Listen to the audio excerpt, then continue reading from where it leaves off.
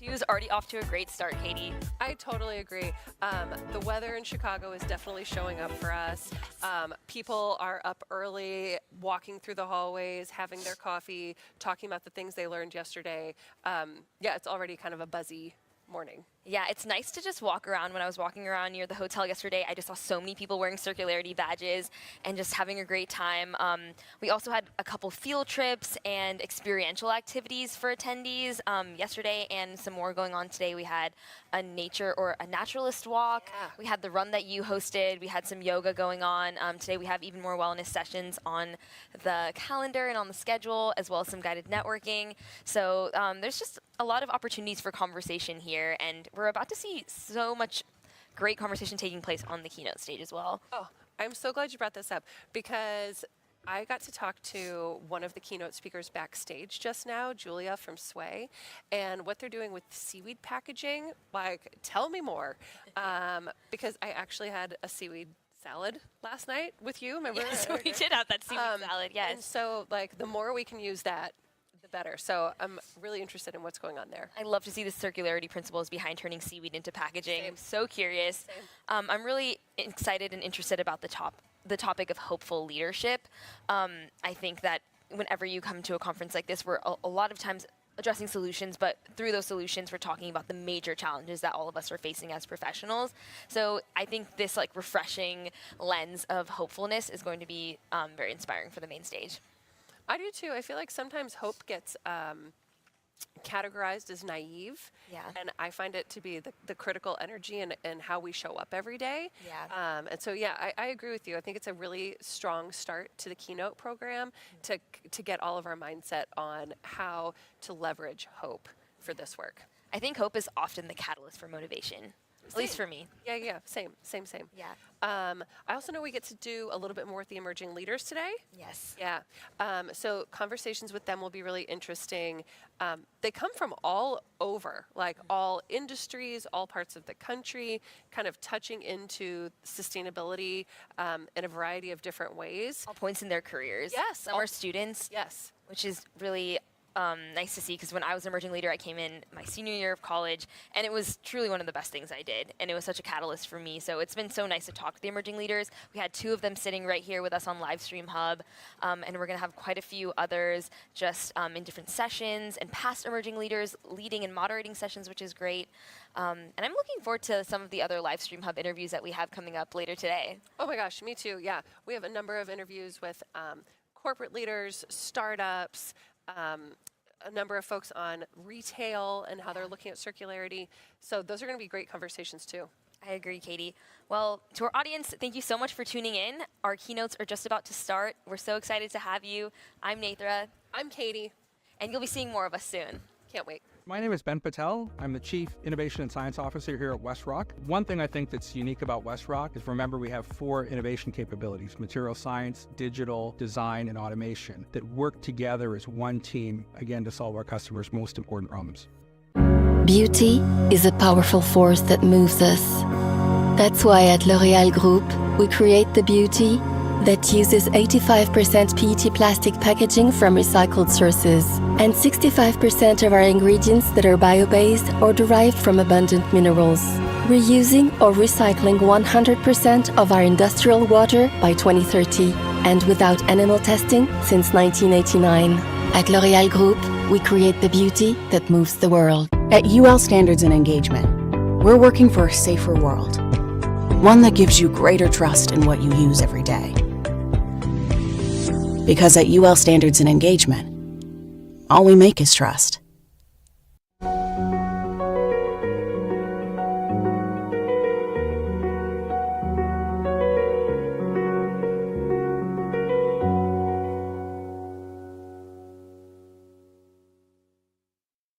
The world is moving quickly toward a more circular economy.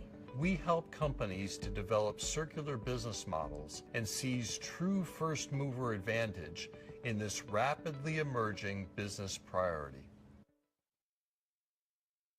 I'll ask you a question. Okay. Welcome back to Livestream. I'm Katie Ryan again. I need to return and today here at I get to be 12:30. talking to Carmen Gama over at Eileen Fisher and Allie Bryan with Closed Loop Partners. Carmen, let me start with you. Tell me a little bit about the work you're doing at Eileen Fisher. That's what I meant. Yeah, well, thank you for 11 having me. to It's 5 very excited rather. to be here at Greenbiz. What do I do at Eileen Fisher? I actually wear many hats, but my main job is to figure out what to do with all of the unsellable garments that we get back from our take-back program. So it's like post-consumer damage inventory. So, from fiber recycling, mending, repairing, remanufacturing, all of the spectrum to really like extend the life cycle of like post-consumer damaged goods. In a nutshell, that's what I do. Okay, I have so many more questions for you, but I'm going to go to Allie. Allie, how do you spend your day at Closed Loop Partners? Absolutely. So Closed Loop has been investing in the circular economy for about 10 years. That's across 3 different verticals. We have a capital management division, a Center for the Circular Economy, and an operating company, which is the largest privately held recycling company in North America. I actually sit on our ventures team. So I invest in pre-seed, seed, and Series A companies that are advancing the circular economy, and I lead a lot of our work in reverse logistics and supply chain. Okay, great. So let's get into those reverse logistic pieces. So Carmen, you were talking to me backstage a little bit about the take back program, and you were describing things in kind of like thirds. Tell me more about how these clothes come back to you. Yeah, so we have a take-back program. It's over 10 years. We buy back only Eileen Fisher garments that the customers no longer want to wear. It can be like 40-year-old Eileen Fisher garment. It could be like a brand new one. So they can return to any Eileen Fisher stores. We give them a $5 coupon. So what we do is like 2/3 of those garments that come back to us are resellable. They're in perfect condition, so we sell them back through our DTC channels. And 1/3 of those are damages. And we receive 25,000 garments per month back from our customers. So that was the thirst that I was talking about. So yeah. And then, so what are you getting back? You're getting back dresses, you're getting back the materials. What are you getting back?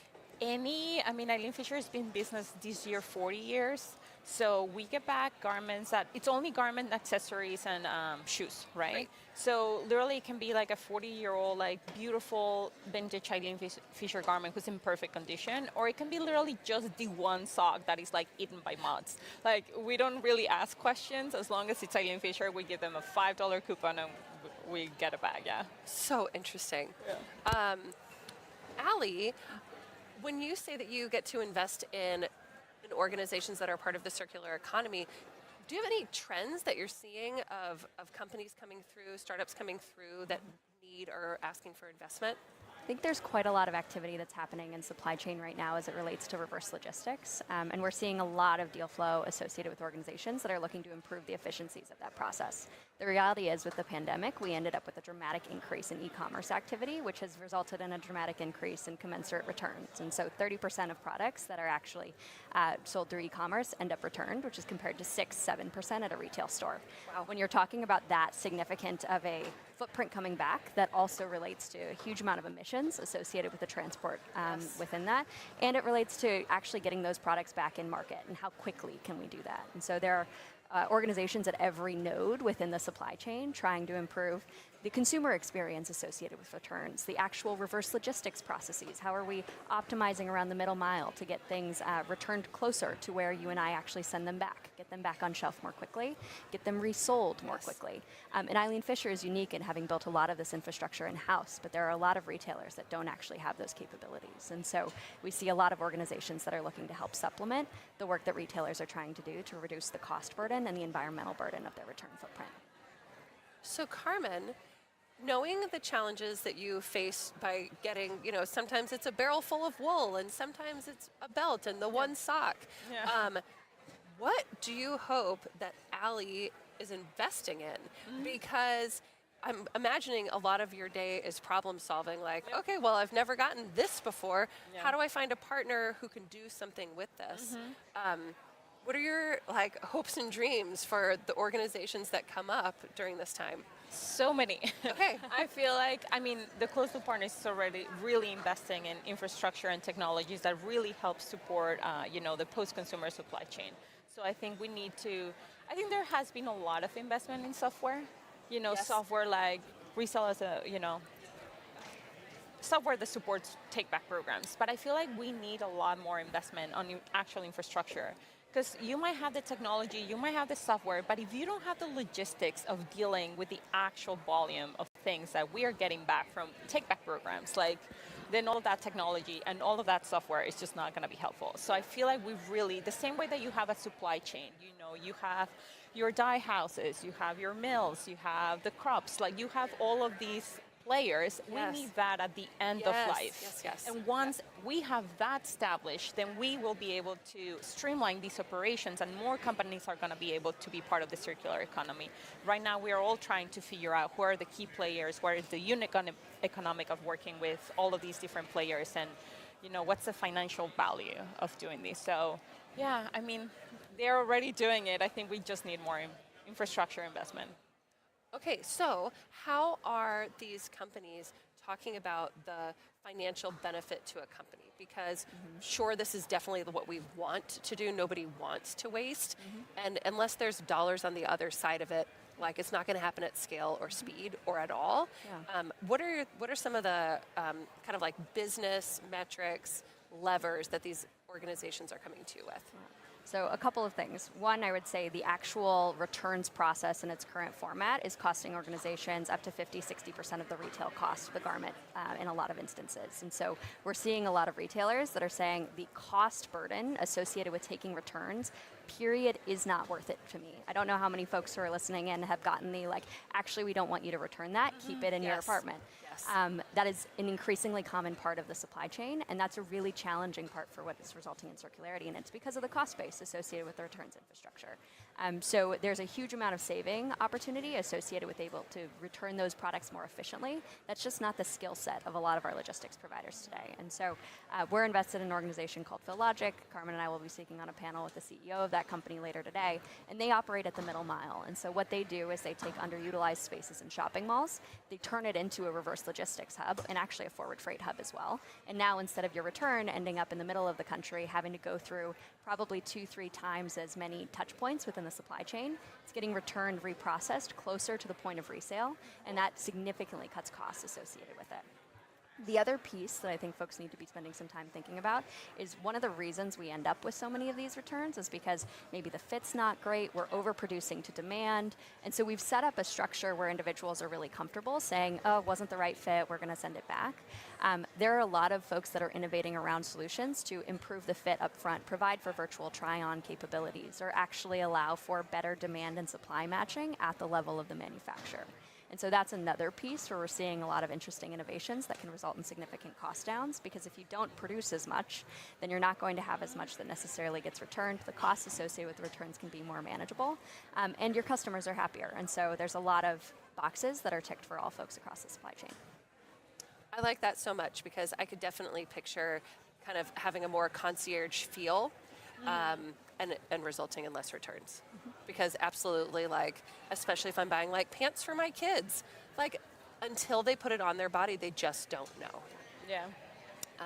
It's so interesting. We only have a little bit of time left, so maybe Carmen, like, what is something that people often get wrong about this reverse logistics piece that you're involved in? Oh, what do they get wrong? So many things.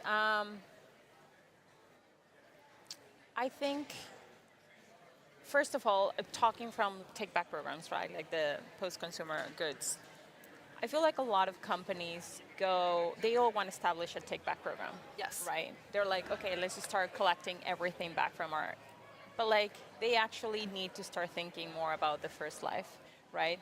Like, and then thinking big picture, if I were to receive all of these garments, before even you start a take-back program, what can you do with them?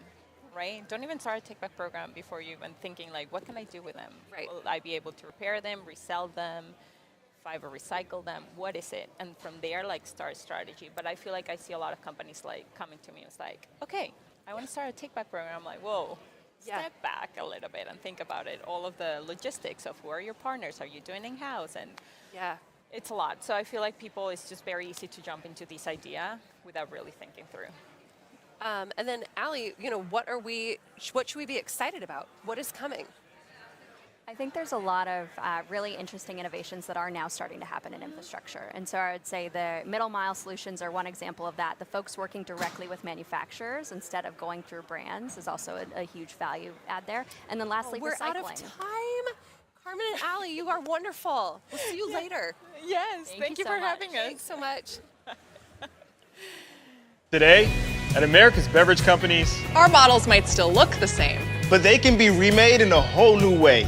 We're getting bottles back. And we've developed a way to make new ones from 100% recycled plastic. Made to be remade.org. Beauty is a powerful force that moves us. That's why at L'Oréal Group, we create the beauty that uses 85% PET plastic packaging from recycled sources and 65% of our ingredients that are bio-based or derived from abundant minerals, reusing or recycling 100% of our industrial water by 2030 and without animal testing since 1989. At L'Oréal Group, we create the beauty that moves the world. At UL Standards and Engagement, we're working for a safer world. One that gives you greater trust in what you use every day. Because at UL Standards and Engagement, all we make is trust.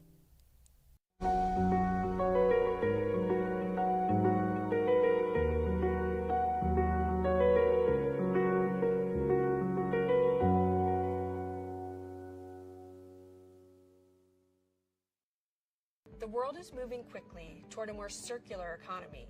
We help companies to develop circular business models and seize true first mover advantage in this rapidly emerging business priority.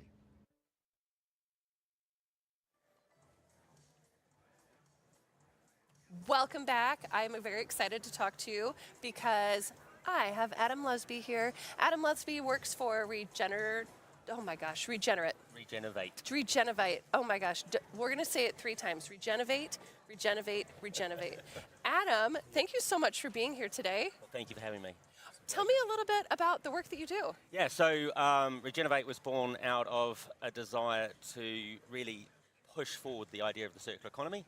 My co-founder Chris Grantham and I have collaborated since 2016. Chris was working for IDEO UK and was doing leading the work on the design guide, the circular design guide, and we collaborated on that with university students that I teach, and we've been collaborating ever since. During COVID, we had what we called the COVID project, which was us putting our heads together, having a regular call, looking to sort of write stuff and think through what's happening in the world of circular economy, particularly from an innovation point of view. And we were a little bit frustrated that it was stagnating. So it's sort of like, how do we push it forward? And that grew into us launching Regenerate beginning of last year. And we are, I suppose, a design-led innovation agency is the title we come under. Cool. What kind of projects are you working on these days? So we mainly focus on 2 areas. We do design sprints, so 3-day design sprints. I think both Chris and I would agree that we're not report writers and we're not analysts. Yes. So we like to do, and we like to sort of change the way people think through workshopping and a creative process. So that's really our main focus. We also do what we call a circular upgrade, which is take a team through a day experience where we look at ideas. We use a word called linear lock-in. So we look at the linear economy and we say, actually, we haven't spent enough time examining the linear economy. It's sort of shorthand, take, make, use, lose. Yes. And it seems, that's all simple, we can move on. But actually, it's got resiliency to it, it's got pathway dependence, and it's complex. So we really like to dive into the linear economy as it is and explore what those linear lock-ins are. And then we also use sort of nature immersion, and we call it sort of the thinking and the feeling part of the work, where we know that experience in the natural world will build empathy, it will build connection, it will create a view that is wider than ourselves. So we use that as a tool to sort of change our perspectives.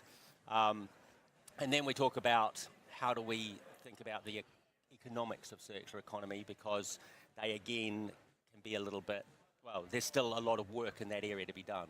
Yeah. The circular part makes good sense. We take materials and products and components and we try and redesign them so that we can reuse them and put them back into the system.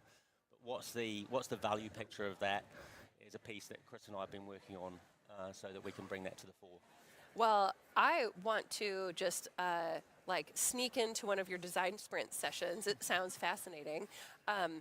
Since I can't do that, are there any aha moments that you can share from those experiences? Yeah, so one of our shortcuts for the nature immersion, and we did this yesterday here at Circularity, was we will read a poem and we'll get our participants to read a poem around nature. And that's, again, proven to build the empathy and a connection. There's an aha moment, I think, for our participants around that work. And then the other piece I would say that there's an aha moment is when we call it reframing values. So we look at value from a multitude of capitals, natural, social, human, manufactured, and financial, and we ask the question, okay, that's actually the value creation of all of our businesses, and we try and reframe then where our value is actually coming from and how we're maybe not appreciating the risks, but also the rewards that come from a different view of value. Yeah, I like that so much. It's like instead of fighting against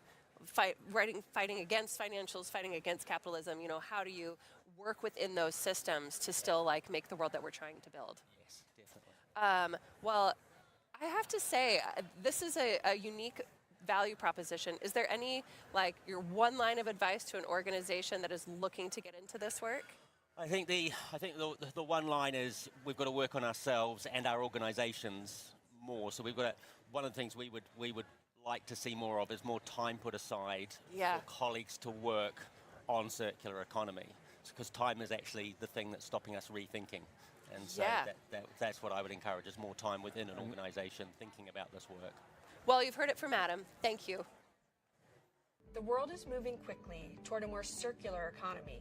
We help companies to develop circular business models and seize true first mover advantage in this rapidly emerging business priority.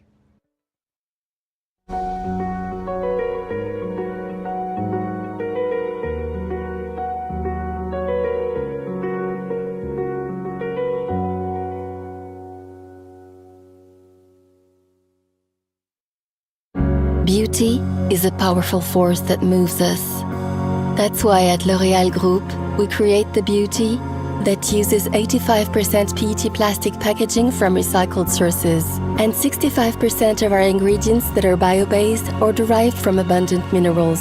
Reusing or recycling 100% of our industrial water by 2030 and without animal testing since 1989. At L'Oréal Group, we create the beauty that moves the world. My name is Ben Patel. I'm the Chief Innovation and Science Officer here at WestRock. One thing I think that's unique about WestRock is, remember, we have 4 innovation capabilities: material science, digital, design, and automation. That was important problems. Today, at America's beverage companies, our bottles might still look the same, but they can be remade in a whole new way. we're getting bottles back. And we've developed a way to make new ones from 100% recycled plastic. Made to be remade.org. Welcome back. I have Michael Martin here with Our World. Michael, so nice to have you. It's so great to be here. Thank you.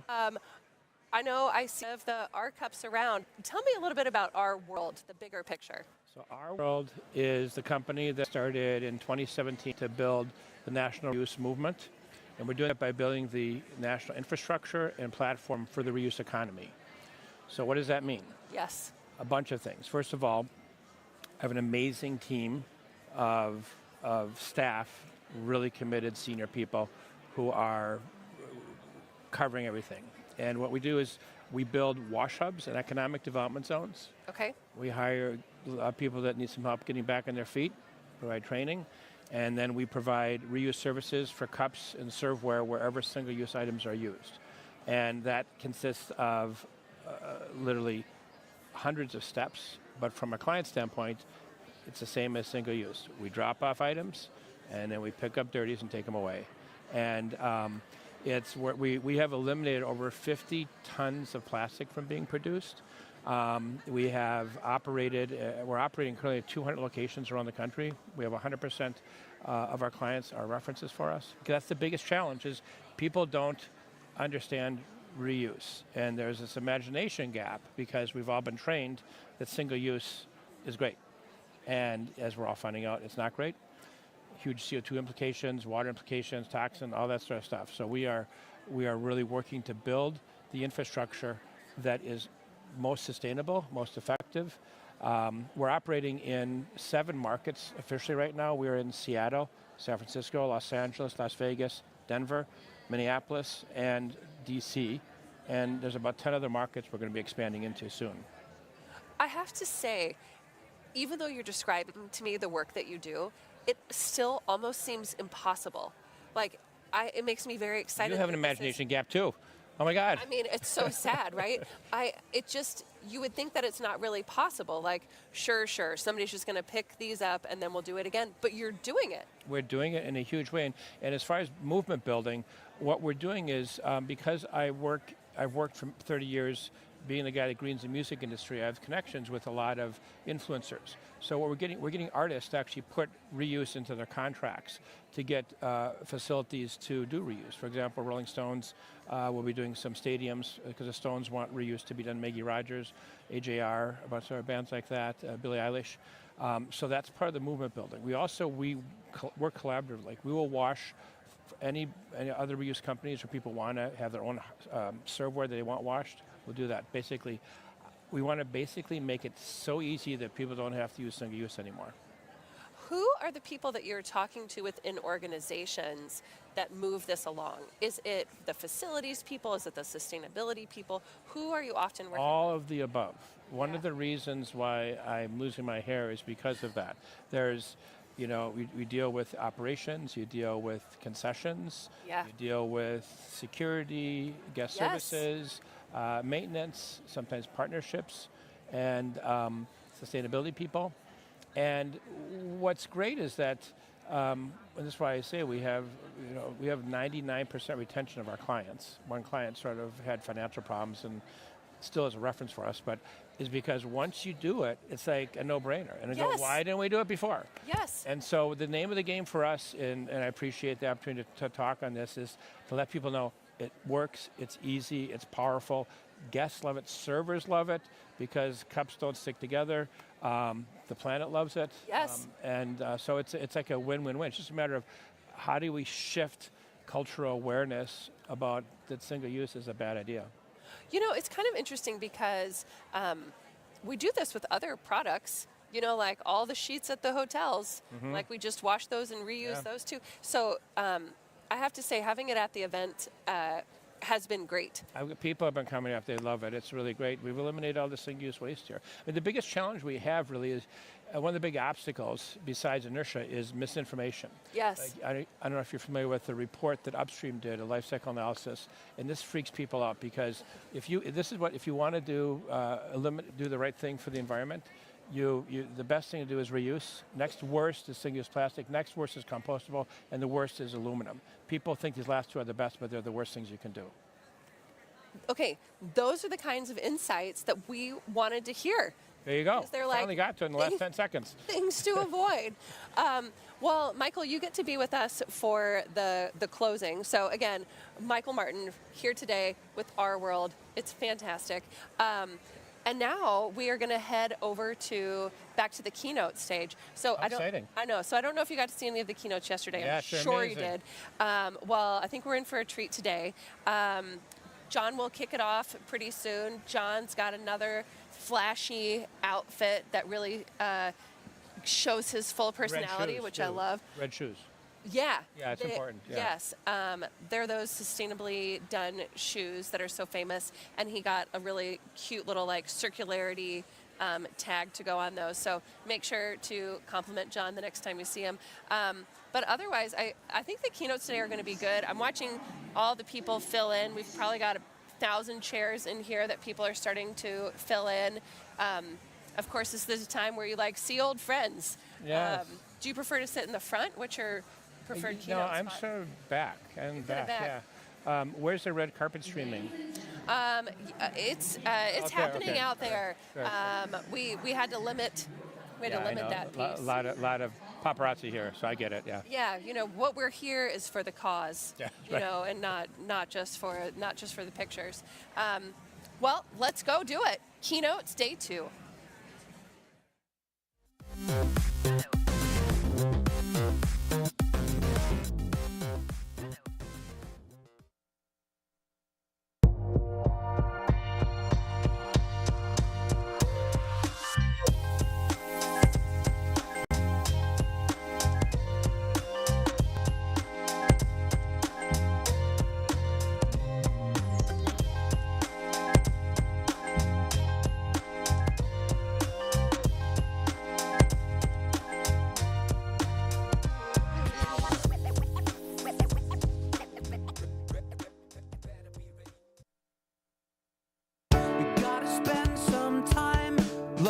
welcome to the stage VP of Circularity, John Schmeyer.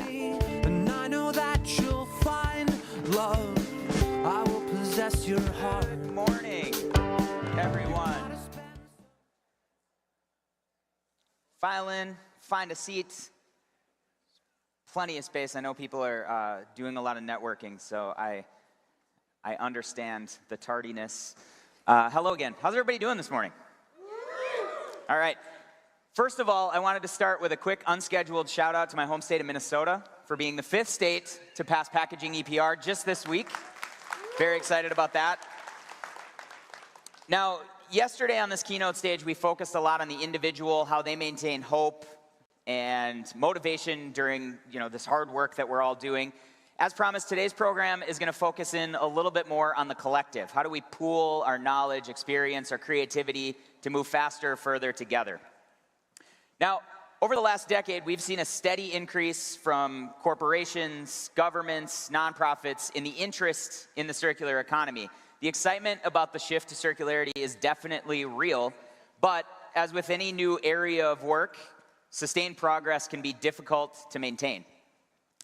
Many companies that got into circularity early have already got all the quick wins, and now they're entering this trough of disillusionment, the dreaded trough. So, if they've got all the quick wins, then is all that's left the slow, arduous, challenging wins? Maybe, but I think there's a way to get past all those. So, in order to get out of the trough and back on the path to progress, I've got a couple ideas to share with you that I think need to happen. Number one, new technologies need to be scaled. These include material innovations, reverse logistics, new business models. In order to successfully scale, these innovators are going to have to partner with large companies, and those large companies are going to have to be committed through the good times, the bad times, the hard times, the slow times, the fast times, all the times. The big companies are going to have to be committed to help scale these innovations. Number two, investment. This includes capital investment, investment in people, upskilling, training. In some industries, this investment is probably going to be forced by policy, which I think is actually all right. In other industries, it's going to make sense to make the shift now because it makes financial sense in the short term and the long term. And third, collaboration, and a lot of it. Despite the challenges of the first couple of things on this list, this one is probably the hardest. Companies of all sizes, whether they're peers or not, have a really bad track record of meaningful collaboration. So we need to change that. So anyone who knows me is familiar with my favorite line, and that's that circularity can't be achieved by one company alone. This point on collaboration, I think, is really crucial. It really starts with a single company identifying their goals and their targets, and then working with their supply partners, their logistics partners, their distribution channels to actually build the platform for success. Thus far, it is my assessment, my own personal assessment, that we haven't done nearly enough of this collaborative work, and thus the sad and lonely and awful trough of disillusionment that a lot of companies are in. But today, you're going to hear from emerging leaders working to build community and a circular economy, a founder whose company is scaling largely based on partnerships, our 5 Accelerate finalists that might be partners of your company someday, a CEO whose organization is offering a place for open discussion between people who often disagree, 2 corporate leaders working to scale circular economy initiatives at their companies, and finally, a climate activist that'll teach us how to use hope to change the hearts and minds of the people that we work with. The trough of disillusionment is a sad and very lonely place, but if we all work together, I think we can be happy, like these Bitmojis on the screen, and we can find success in the circular economy. With that, I want to bring up our first speaker and panel to the stage. He was up here yesterday. You all love him. You all want to see him again, so we're bringing him back. The program manager of Greenbiz.org, Brian Lewis.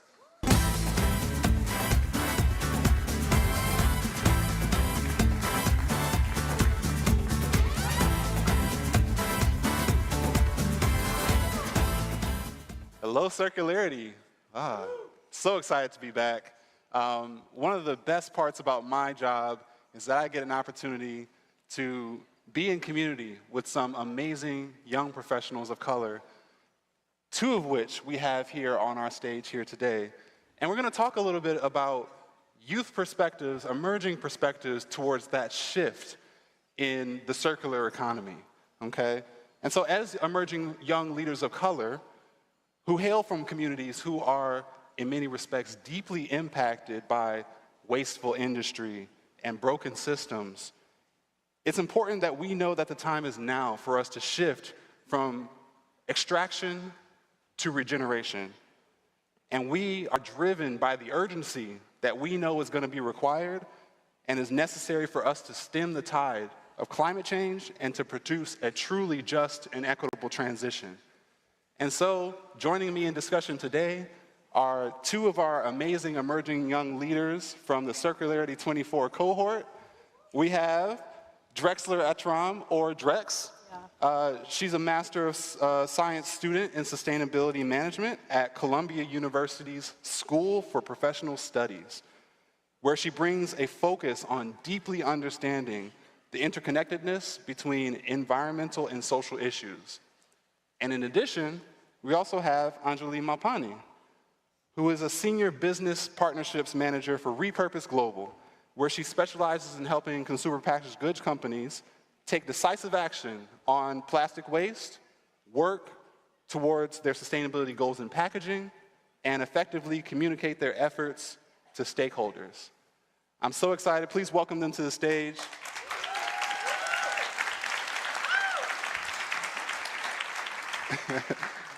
This is their first time on a Keynote stage, and I'm so excited to have this conversation. So please, please, give us the energy that we need, and we're going to give it right back in return. So I'm going to ask you, actually, Anjali, first. From your perspective, you have a global perspective where you look at reuse in many different contexts. And I'm interested in what emerging circularity trends that you're seeing in your work that are challenging the status quo. And as you talk about that, how are they actually impacting that shift to a circular economy? Yeah, so hi everyone, and thank you so much for having me here. I think if there's one thing that all of us can agree on, it's that the world is changing at a pace that was frankly unimaginable before. And the world of sustainability in particular has changed more in the last 3 years than it did in the last 3 decades. It's really an exciting time to be here. And I've had the privilege and the pleasure of talking to hundreds of brands in the last couple of years. And I think if there's one key takeaway that I have, is that sustainability is absolutely not a choice anymore. Your brand needs to stand for something. And consumer perception about this is at an all-time high. And I am a very firm believer that consumers drive change in this economy. And they drive that change with their purchasing power, with their dollars. They invest in products that they believe in, that they trust in. And this also, frankly, comes from social media. I'm pretty sure that every single product line that is represented at Greenbiz today either has a product ingredient breakdown on Reddit, or it has a packaging breakdown on a reel in TikTok. But it's really their decisions, the impact that they want to make with their dollars that's driving the change. And you see that reflected in brands of all sizes, be it companies that are just designing their packaging for a product idea that they had, or be it Fortune 500 companies. So it's really about not what about your company is gaining by investing in impact and sustainability, but what are you willing to lose if you don't? So. Absolutely, absolutely. Thank you. And in a similar vein, Drex, from your perspective, especially as a student, you're deeply engaged with the new and emerging trends that are happening, especially in your work in the community. Can you talk a little bit about some of the trends and systemic change that you're seeing? Yeah, so I work with a nonprofit in New York City called the New York City Fair Trade Coalition, where we focus on textile waste management solutions for vulnerable populations in Harlem. And I would say that, specifically with the textile industry, I mean, the growth of the secondhand market in the Western world has just boomed. And to your vein, because of social media, I mean, influencers and just the ability to spread information so quickly has just allowed consumers to mobilize to, to mobilize and push forward trends. So I think the fact that like thrifting has become so popular in the past like 5 years has really also led a lot of like fashion brands to consider these circular concepts, whether it's through like take back programs, recycled lines, and drop-in bins. I think that, yeah, looking at consumer trends can definitely shapes business practices, specifically in the textile industry for sure. Absolutely, absolutely. And speaking about just the ways that businesses, for example, can be responsible or attuned to the changes that are happening in this shift to circularity, really we're thinking about broadly the fact that businesses can be drivers of social change. And so from your unique perspectives, and feel free to jump in wherever you feel like jumping in here, how can businesses think about their role in shaping that shift to a regenerative future? Yeah, I mean, business has always just had such an influence on society, and especially, I mean, everyone in here is a consumer in some way, shape, or form, and I think a growing sentiment that I see on social media, especially amongst my generation, is that like people will go to Target and let Target tell them what they want to buy. So I think that business has very much done in the past, been able to shape consumer behavior as well. Through marketing, through packaging, business tells us what we want to buy, when we want to buy it, how we want to buy it. And I think that we don't need to reinvent the wheel. We can use those traditional, relatively like psychological tactics to push consumers to also adopt circular practices. I mean, imagine if something like Walmart would have dispensaries and refilleries for cereal, for milk, for these then consumers are already being exposed to circular concepts without even realizing it, and maybe they would start to adopt circular practices. I think business should start taking a little bit more responsibility on their role to drive change as well, and not just only push it onto consumers to fix a problem that we didn't create. Absolutely. Absolutely. Anjali, do you want to talk about that as well? Yeah, and I think I can talk a little more from a business side of things, where I would say that everyone should just talk more about, of course, your successes, but also the tests that didn't work, the things that you piloted, but they ended up failing. This is 100% a collaborative industry, and if one of us wins, all of us win. Yeah. And just to give you an example, even the fact that we're in this room today talking about these things, the ripple effects of the conversations that we're having in these rooms is unimaginable. I worked with 2 companies in India last year, and these are pharmaceutical companies. So this is one in a region where information about circularity, about circular initiatives is definitely not at the level that we would want it to be. And second, in an industry which cannot use any other material except plastic to package their things in. And at the same time, when they realized the awareness of their actions, of their packaging, it was really interesting to see how when they knew that they couldn't replace it in an upstream sense, they invested in downstream recovery programs. So today, just these 2 companies are bringing formal waste management to hundreds of villages in South India that never had it before. They are recovering 500 tons of plastic waste just because of their investments every year. And at the same time, they're building so much awareness in regions around consumption, around how to dispose waste properly, that just didn't exist before.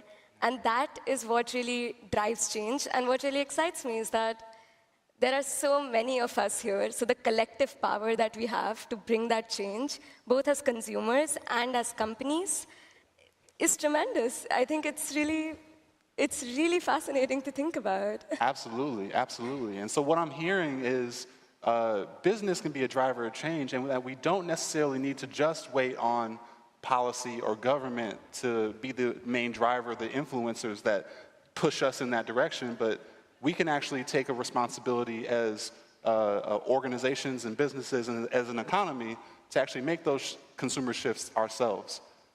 I'm really interested in, maybe in our last couple of seconds here, I imagine many of us in the audience are thinking, okay, this sounds great, but what advice do you have for us in how we can take a responsibility, and what wisdom might you have for us in how we can support you as young professionals in leading the way towards this regenerative future?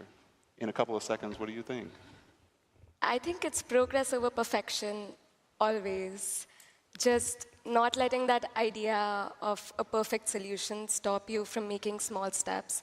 I know that we're all trying to solve this really big problem, and there are so many different things that all of us are working on, and sometimes the steps that we're taking might not seem like they're making a huge difference against the huge goals that we have.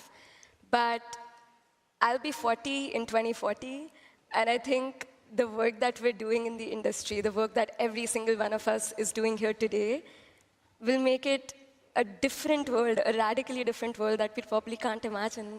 Absolutely. So. And with that, I really appreciate your time. Thank you so much. Give a round of applause for our emerging leaders. Thank you so much.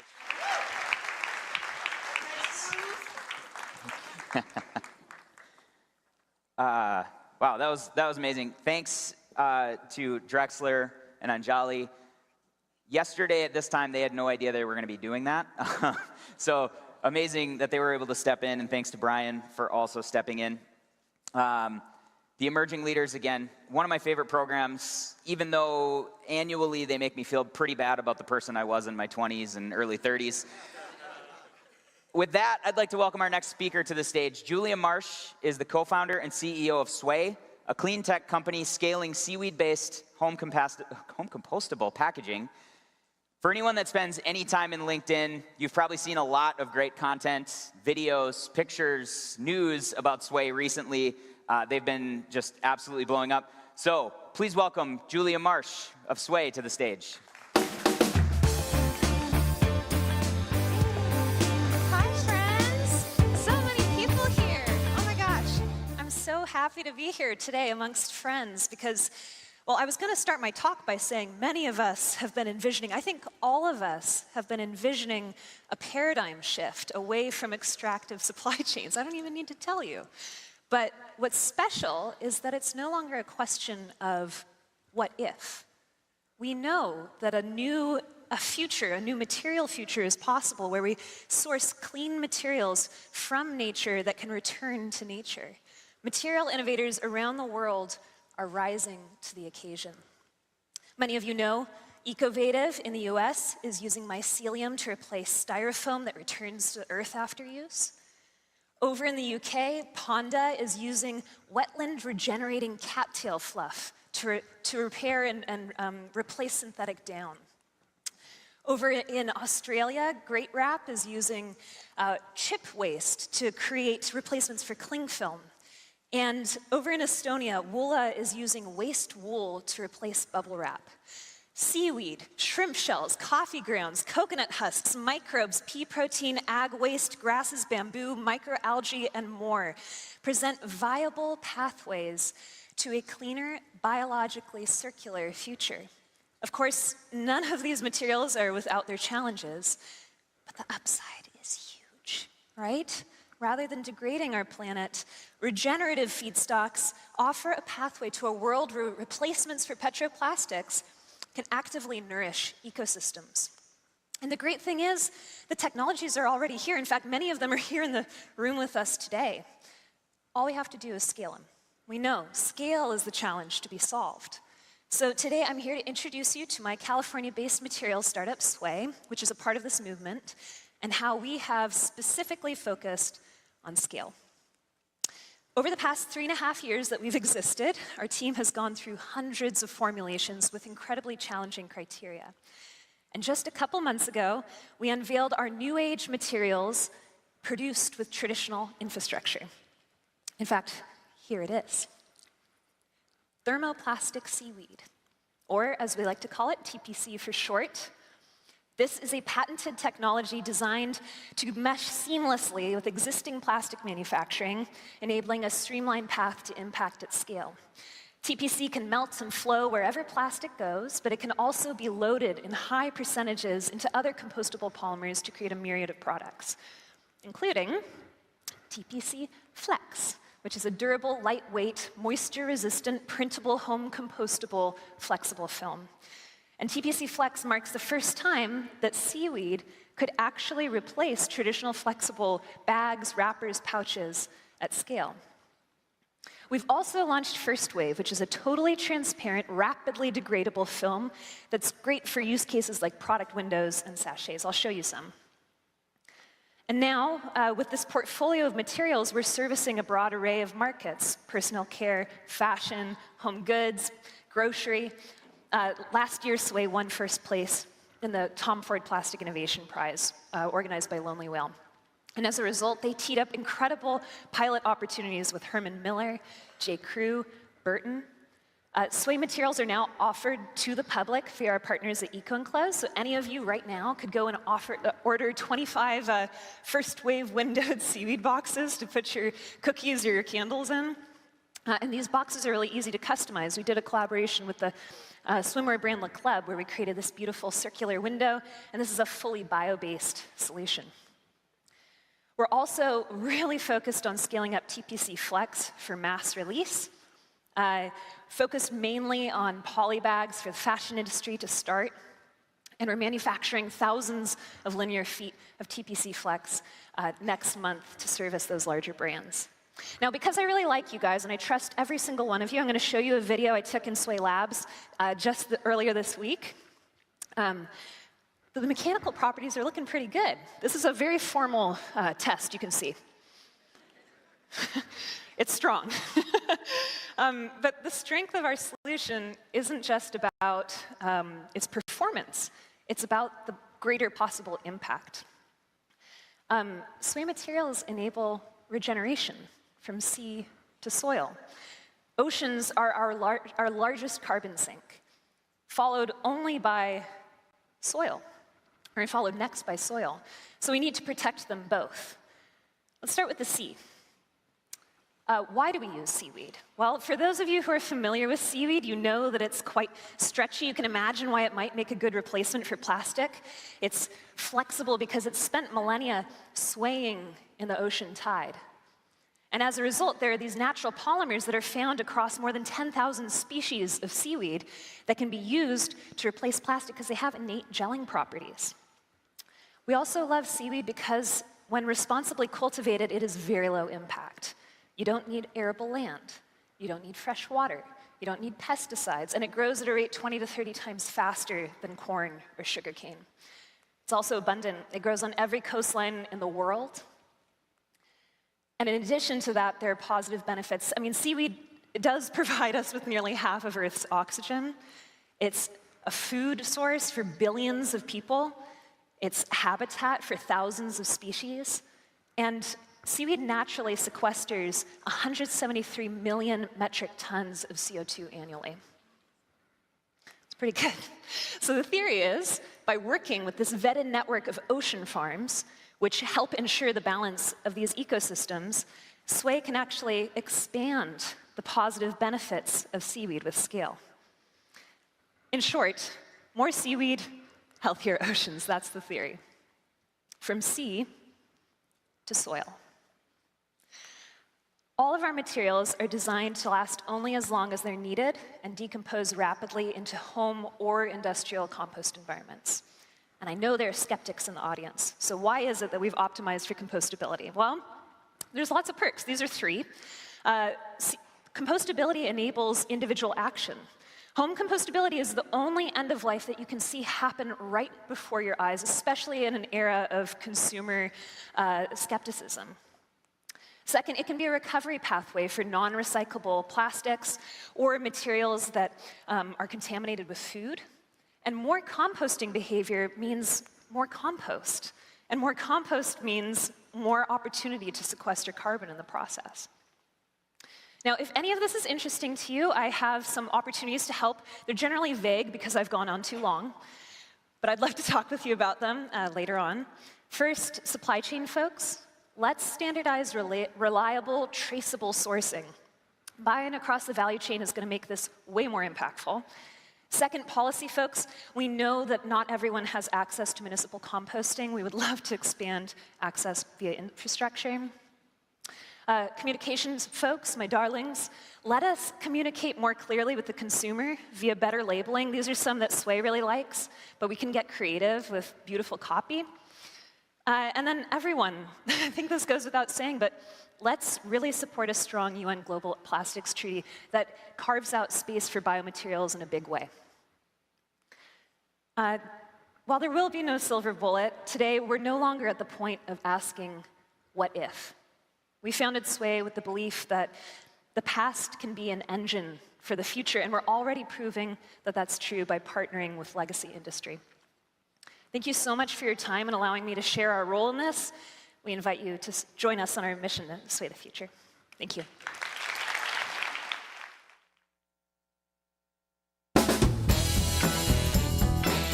Please welcome to the stage Senior Manager of Startup Programs, Jake Mitchell.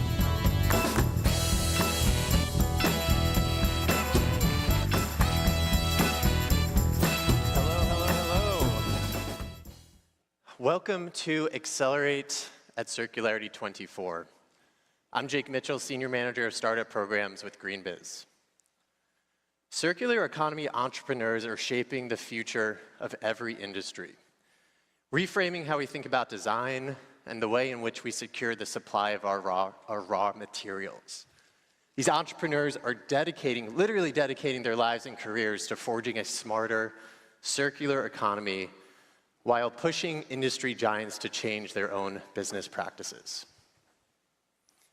Accelerate is one of the primary ways that we at Greenbiz highlight these amazing entrepreneurs who bring ingenuity and determination to shaping this new future. Are you ready? Come on, are you ready? That's the spirit, good stuff, good stuff. Here's how the Accelerate session is going to work. You will hear from 5 entrepreneurs who each have 2.5 minutes to pitch, followed by a discussion and commentary by industry experts to contextualize the pitches. And during that conversation, you will be able to cast your vote to determine the winner. That's right, all of you in this room determine the winner. Livestream folks, thank you for joining, but unfortunately you will not be able to vote, but thank you for being here. With that, I am delighted and excited to welcome our 2 esteemed industry experts to the stage. Please join me in welcoming Jennifer Louie, Managing Director at Closed Loop Partners, and Hannah Friedman, Founding Principal at Planetary Capital. Hannah,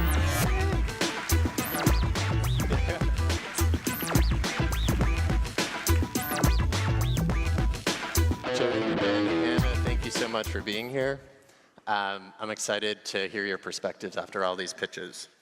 Now remember, in the end, again, it'll be up to all of you to determine the winner of Accelerate at Circularity 24, so pay attention.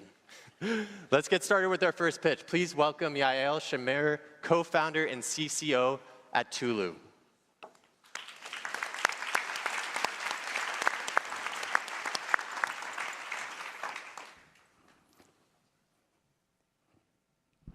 I believe that the best way to capture the essence of Tulu is that we are a part of a fundamental shift happening in consumption paradigms, moving from the equation of I want something, therefore I buy it, into the equation of I need something, therefore I use it.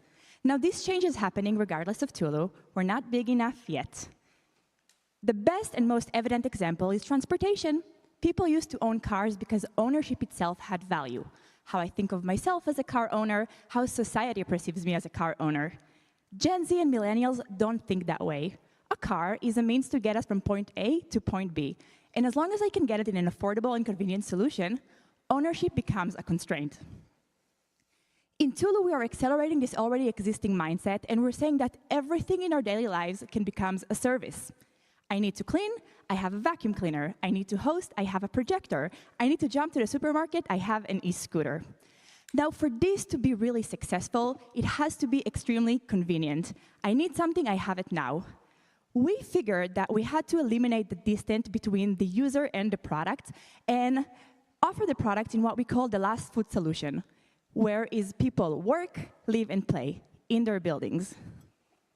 Now, in that sense, buildings are instrumental to who we are. This is our go-to-market strategy, because we couldn't think of a better solution than to take the elevator, grab the item, use the item, and return it. Because of the capture audience in the building and the centralized demand, the cost of acquisition becomes more efficient, Landlords are willing to pay for Tulu and finance our business, and the data we collect about how people actually use these items is almost as if they had the items in their home, because the building is an extension of our apartments. We feed this data into the Tulu platform to connect today's needs-driven consumers and manufacturers and brands. Brands that understand that the usage economy is here to thrive, and those who don't will find themselves as the next blockbuster. We feature products from Bosch, Hoover, Dremel, and Kärcher, and work with the largest landlords in the world, like Greystar, Invesco, and Brookfield, in 30 cities worldwide across the US, Europe, and the UK. Thank you so much for having us. Thank you, Yael. Next up, we have Ravish Majitia, CEO at Magnomer.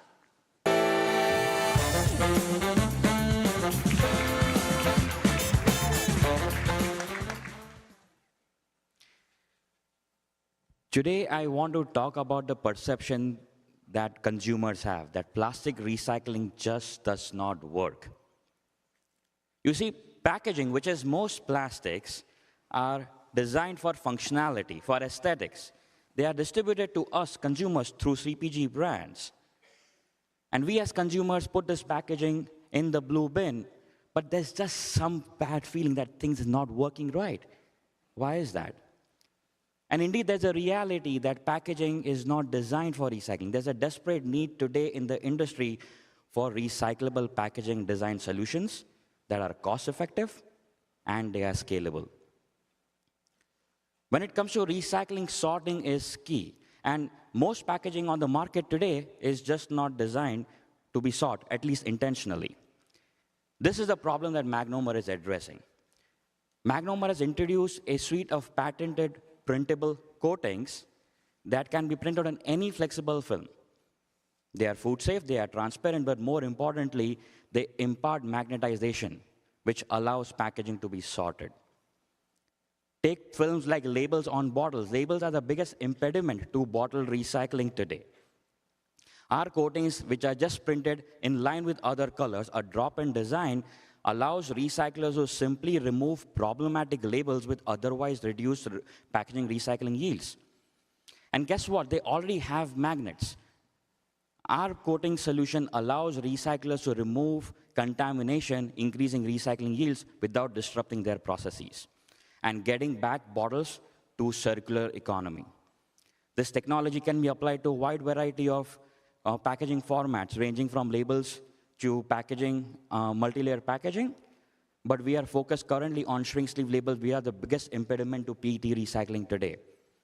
Our coatings have been tested in commercial recycling facilities and have been certified by the APR and are being adopted by brands globally.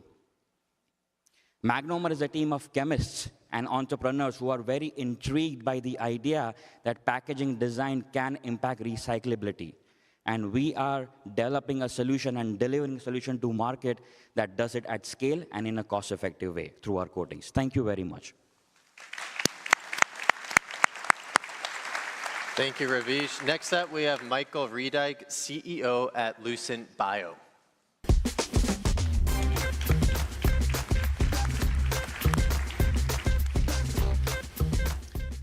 The world needs fertilizer.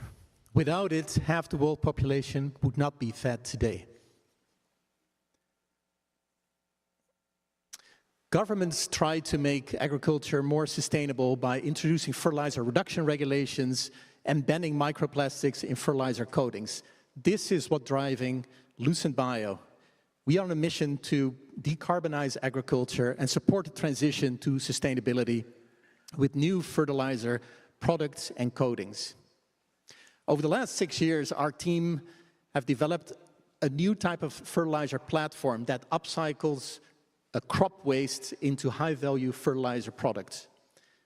We're commercializing these products since last year, delivering sustainable, microplastic-free and petrochemical-free fertilizer solutions to the market. Our business model is unique because we're licensing our technology to food processing companies, upcycling crop waste into sustainable fertilizer solutions. Last year, we opened our first large-scale manufacturing plant in Canada with one of the largest food processors, delivering fertilizer products. based on oat hill byproducts. The market we're going after is growing to 30 billion by the end of this decade, and we're targeting North America, Brazil, and Europe. So far, we've raised 15 million in investments, 12 million from government grants. We're working with 9 of the largest fertilizer companies in the world on trials and looking to close 4 million in sales this year, growing to 120 million in the next few years. Over the last 8 years, our founding team of 5 has been working with 35 professionals on transforming agriculture. And if you want to know more or are interested in our Series A round, please reach out to me. Thank you. Next up, we have Joanne Rodriguez, CEO at Mycocycle.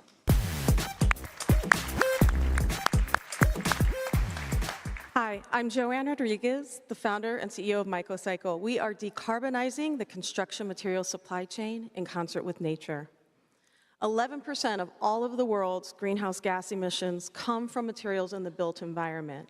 Products like carpet, wallboard, and asphalt shingles end up in landfills at twice the rate as municipal solid waste every year in the US alone. After spending decades in that industry producing those materials, we needed to take a greener, cleaner path, and I took my cue from nature, nature's recyclers. So we're training mushrooms to eat trash and create renewable bio-based raw materials. Through the optimization of the natural functions of fungi, we're able to efficiently and effectively create new circular bioeconomies that would replace the need to landfill or burn our waste. We're an ingredient manufacturer with mushrooms. It's easy to deploy our technology through licensing and direct sales. We're fanning out across the network of recyclers and operators worldwide. Our goal is to reduce carbon, not increase it. So we dispatch our mobile bioprocessors to decentralize the treatments, as well as creating new bio-based raw materials within a matter of weeks. Our process offers values on both sides of the supply chain. So on the waste side, as well as the bio-based raw materials. And these raw materials are now going in to replace things that we would naturally extract from nature. We're working with some of the world's largest building products manufacturers to help them reduce their Scope 3 emissions, and we have over $800,000 in commercial contracts signed and anticipate over $1 million in sales this year. I've assembled, in addition to our team of mushrooms, a team of experts representing all facets of the industry. Since starting, we've raised over $7 million in dilutive and non-dilutive capital. We were just named one of the top 10 innovations in the world by UNESCO, and we anticipate 5-time growth next year. I want you to imagine a world without waste. There's no waste in nature. This is a man-made construct. We'd love for you to join Mycocycle on our journey to solve this problem one mushroom at a time. Thank you. Next up, Jackson Alvarez, co-CEO and CFO at Evo Electric.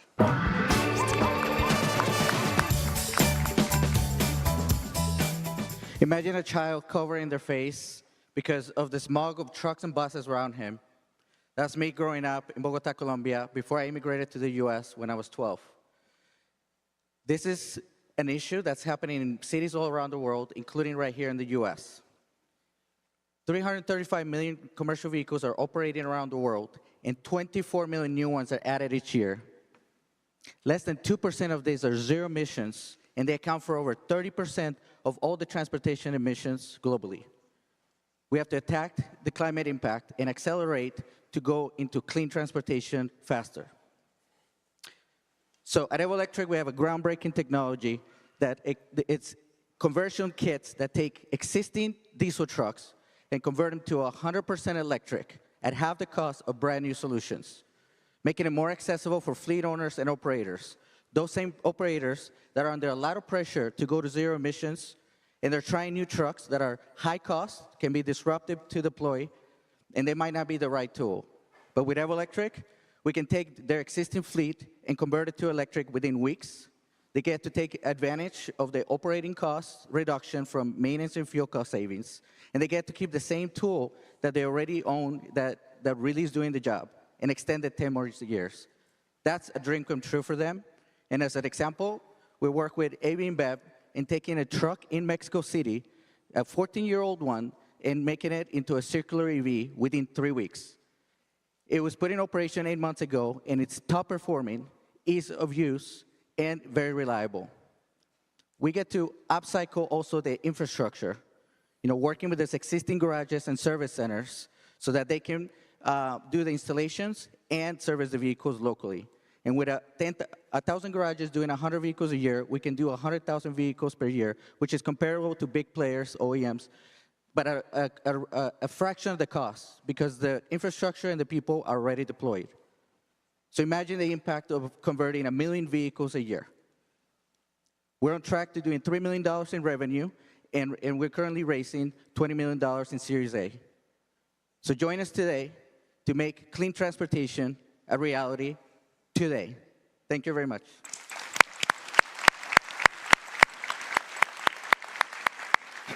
What an amazing group of entrepreneurs and pitches. Let's give it up again for this group of entrepreneurs.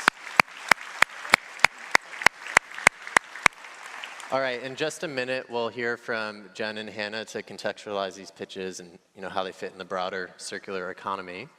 But first, it's time for you, the audience, to vote for which startup you think has the greatest potential to accelerate the circular economy.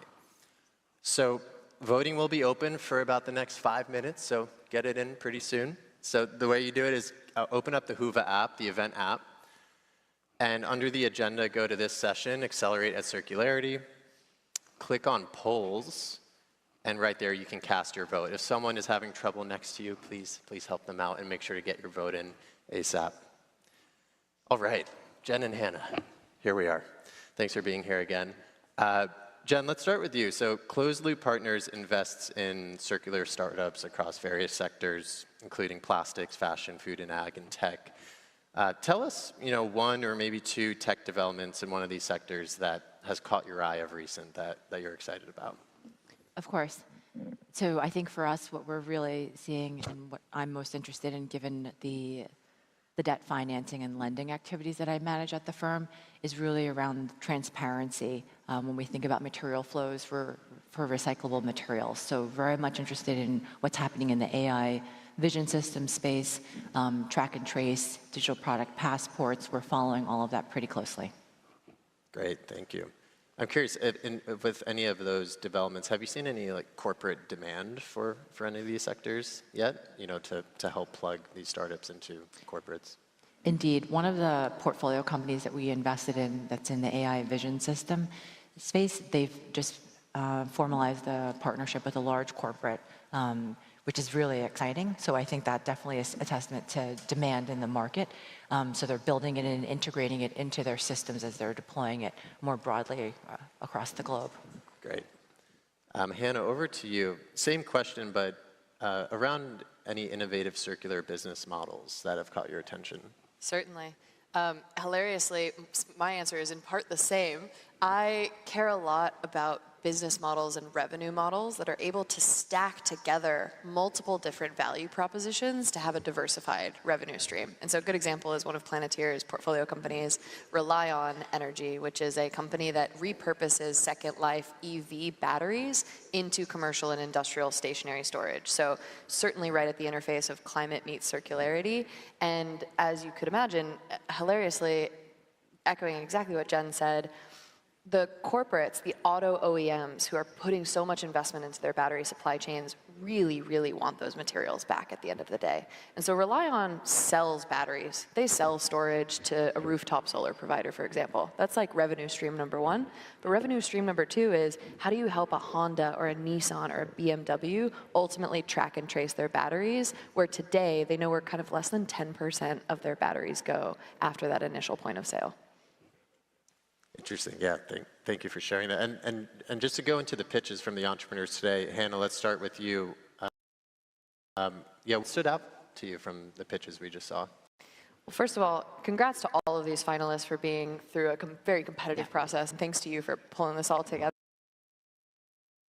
What stands out to me is the way that so many of these businesses trucks, or they're able to create novel conversion processes that make things economical. There are massive waste streams and in things like Mycocycle and the construction and demolition. And what struck me today is like, these are really, really big markets with really big problems and lots of infrastructure and materials to go after. So they're really, really taking the big swings. Definitely. Jen, what about you? Same question. What struck you the most from these pitches today? I agree with everything that Hannah said. I would also just note, like, really love to see like the upcycling of materials and trying to solve problems for existing industry. Great. And unfortunately, we don't have the time to do this, but what major questions would either of you have for them? Like, where would you want to dig in a bit more and get some more information? Hannah, we can start with you. Absolutely. You know, so many of these circular businesses and upcycling, we just spent an hour talking about this morning, really relies on feedstocks, and where you site facilities, where you choose to do first deployments matters a ton. You can basically drop a pin in the map and draw a little radius around it. And so some of the questions I would really press into as an investor are often like, how do you go to market? Where do you go to market? How do you get your hands on some of those feedstocks and integrate with the supply chain? We'll echo Hannah on the feedstock point. That was one of the things that I was thinking about, but also just delving a little bit more into the technology, the processes, decisions around like logistics, and the business models would be really helpful. Great. And to kind of round this out and kind of inspire the audience here from the tech side of things, what has you most hopeful about the state of circular tech right now? You know, what are you most excited for for development in the next 5, 10 years? Go ahead. Sure. You know, I think the amount of demand and willingness to partner to solve these problems, in particular from many of the strategic corporates. I had the immense privilege to work under and learn from Jen many years ago, and that was during the time of the pandemic, and we were raising capital and deploying capital in a time when it might have been really easy to walk off or to renege on goals, and I don't think that that's been the case. And instead, I think commitment to net zero, commitment to zero waste has only been something that folks are doubling down on, and so I'm super inspired across the industry by strategic participation, both on and off the cap tables and through customer and creative partnerships. Thanks, Hannah. What about you, Jen? Just the amount of collaboration. It's not just the amount of capital flowing in, but even at like the project level, just everyone really pitching in to try and ensure that a business or a project is going to be successful. So that could be technical expertise, it could be access to R&D, it's connections, and I think that's what I've most appreciated about building this ecosystem. Great. Well, thank you so much, Jen and Hannah, for your feedback and your insights here. We have the winner, we have the results, they're in. And the winner of Accelerate at Circularity 24 is, can I get a drum roll, please, actually? Mycocycle. Woo! Congratulations to Mycocycle. Congratulations to all the startups, and thanks again, Jen and Hannah. Thanks, Jake, for having us. Back to you, John.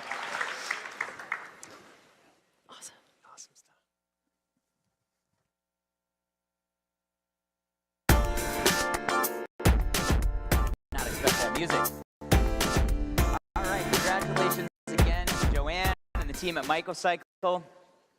Right now, I need to take a couple, or I'd like to take a couple of minutes to thank our sponsors. First, our foundational sponsor, Deloitte. Really appreciate your continued partnership. Our premier sponsors, Dow and L'Oreal Group. We appreciate all your work that you're doing in the circular economy and the sponsorship of this event.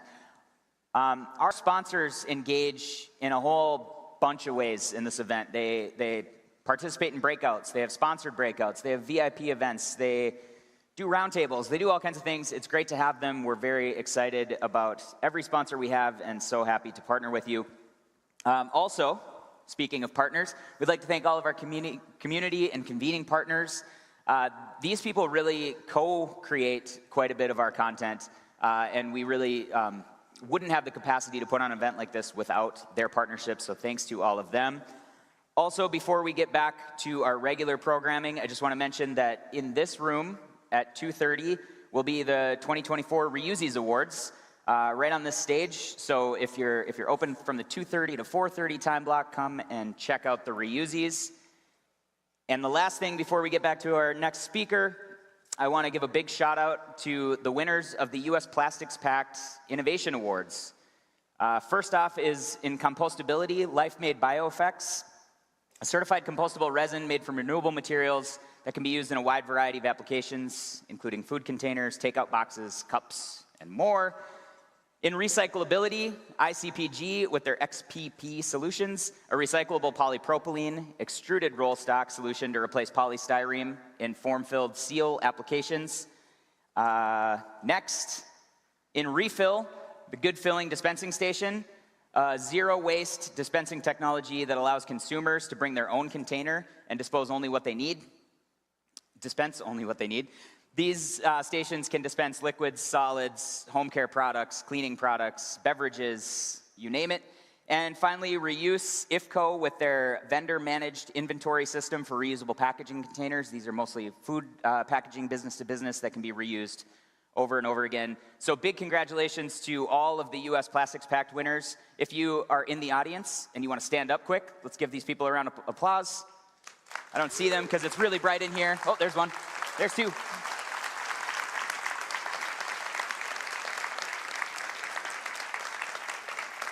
Also, a quick shout out to all the honorable mentions and finalists from the US Plastics Pact Awards this year. If you want to check out any of these awards or any of these solutions, you can find them on Walmart's Circular Connector tool. All right, with that, let's welcome our next speaker to the stage. Marta Ficina serves as Chief Executive Officer at Ocean Plastics Leadership Network. It's an organization with a mission to build capacity for solutions to the plastic crisis by neutrally convening all stakeholders across the entire plastics ecosystem. Please join me in welcoming Marta to the stage.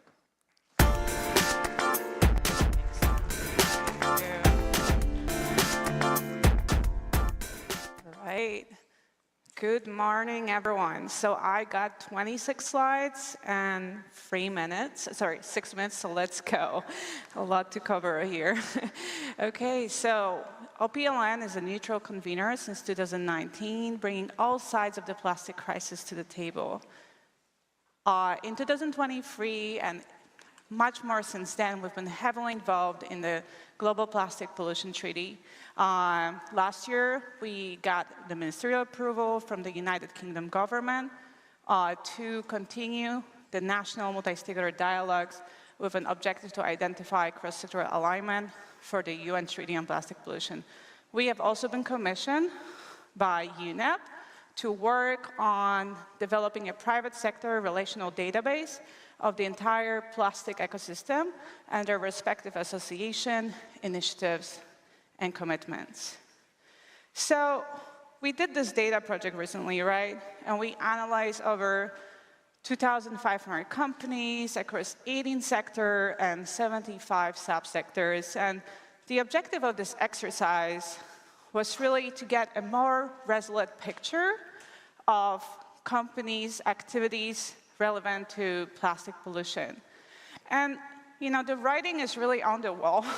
So hundreds of impact initiatives have emerged over the last 5 years, but how do we really make sense of them all as indicators of progress? Consolidation is obviously essential. So plastic and carbon initiatives come and go, but the disclosures are here to stay. And there is more data out there that could help us move the needle right now. And this will take a village. I mean, all of you. So a little bit more about me. So in my past work life, I've spent 5 years helping investors and hedge funds leverage alternative data to make better investment decisions. And there are some lessons that I want to share with you today that maybe could be helpful for this all. But first, so what is that alternative data? So in the past, investors used, for example, satellite imagery of Walmart parking lots to identify company revenue projections ahead of the earnings call. But now with the surge of satellite launches, thanks to Elon, the data is now used to track deforestation, natural disasters, and how they might impact our supply chains. Similarly, geolocation data, heavily used by military, now can be used to track mining activities. So this is all great, and it's already happening, but there's at least one more type of alternative data out there with a potential to improve sustainability practices today, and that's public sentiment data. Platforms like Glassdoor transform workplace standards with peer reviews. Over 55 million people every month review company ratings and make decisions. So I want to take a second to introduce you to a new platform, a public platform for plastic and carbon profiling, powered by alternative data and anonymous peer reviews. So let's have a quick look at that. So what is this Circle View? Our mission is to mobilize competitive plastic and climate transition across the entire ecosystem. And we are here to foster shared accountability for sustainability practices. We leverage millions of bots tracking websites and mapping them to individual company profiles. We're tracking specifically pledges and commitments of companies. So for example, I'm sure you're aware, one of the large conglomerates have recently updated their plastic reduction target and changed a timeline for it from 2025, 2026, from 50 to 30. All of this is changing in real time, and it's very important to track right now as the history is really being written for the green future of our planet. This platform that we built tracks both plastic and carbon because we think those two really got to go in hand, and is also crawling the data from the biggest, most important disclosure projects out there. We're in support of them, just creating an aggregator platform to move this information along to more people. We also monitor certifications of thousands of companies, offering real-time updates on how regional data is changing. So as we know for large conglomerates, regionally things look very different. We need to know where the impact and help is most needed, and we need that information now, today, in real time, not tomorrow. So most industry surveys, right, happen behind closed doors. So what we want to do here is, inspired by Glassdoor and other platforms, really open the door to peer reviews for employees and NGO to improve shared accountability and drive more competitive plastic and climate action. So like I mentioned, we track this data on a regional basis to provide companies with more geo-based sentiment about their sustainability practices. So let's have a quick look at how we're thinking about these reviews, because I'm sure there's a lot of questions about what that might be. So we're looking at it in 6 pillars and rating from 1 to 10. We're looking at sustainability leadership. How would you rate your company's leadership in sustainability? How realistic do you find your company's public pledges regarding sustainability? How effective and transparent do you perceive your company's reporting standards to be? Those are all questions that we might be asking ourselves, but we might not have really a place right now to go with that. So those and 3 others, positive impact, health and safety, innovation, is something we believe is extremely important to track right now. Our platform is also tracking billions of dollars in investments dedicated to plastic and climate action. We leverage this alternative data to aggregate information on company green investments, as we're looking at somewhere between $5 to $11 trillion being invested in just climate space. That's ahead of us by 2050. It sounds like there's a lot of dollars to be tracked, and we're hoping to do a little bit more diligent job on that.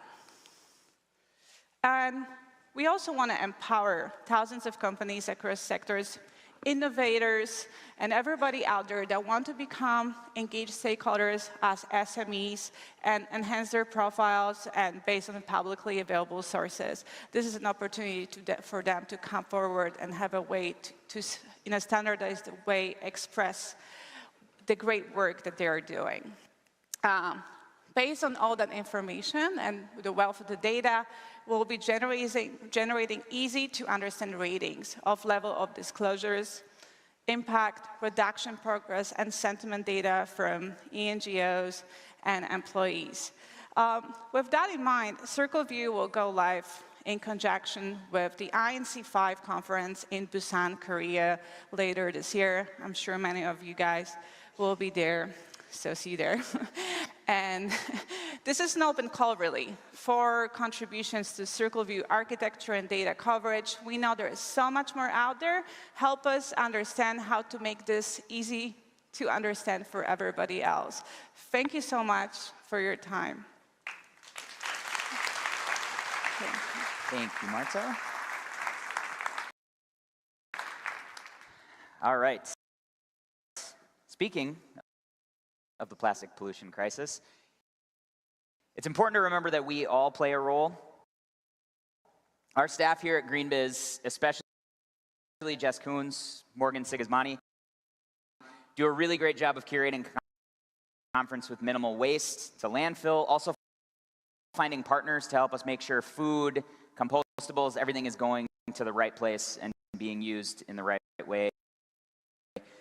One such partner this year is Replenish. They were up on the stage yesterday to talk about a little bit about their business. Today, we're excited to have Phoebe Yu, their head of marketing, up here to talk and give us an update on where we stand on our goal to divert materials to the right material recovery and destination. Make sure they're going to the right destinations. So here's Phoebe.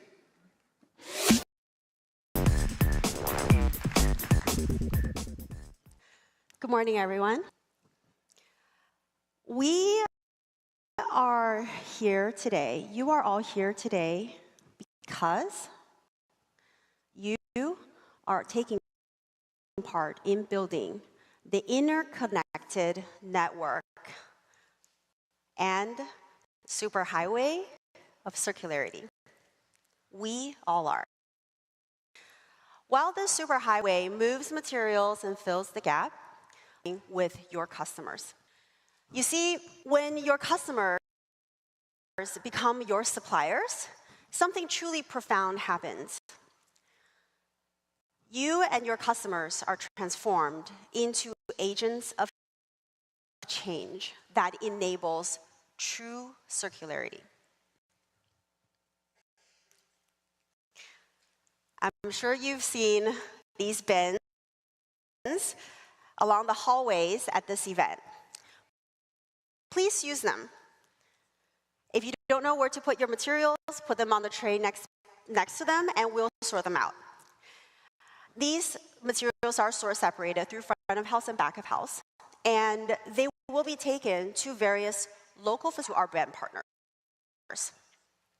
So this means each one of you at this event have become suppliers to these brands. That was pretty easy, wasn't it?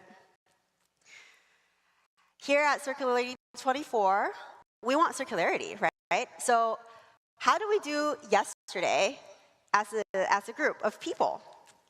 I am delighted to share. We have collected 625 pounds. In addition to that, we've donated pounds of food. We're super excited. I love this one. Progress, dated every few hours and all at the end of today. This is what it looks like. This is our impact report. With the help of our amazing partners, each stream of material, and that's the Replenish destination promise. Each pound of material ending up at a processor and recirculated into the supply chain. Never the landfill. Never the landfill. So come see us at our booth. We have one set up at the expo. We'd love to show you how to start a material recovery campaign in as little as 30 seconds. Yes, 30 seconds. We are looking forward to meeting you. Thank you and have a great event.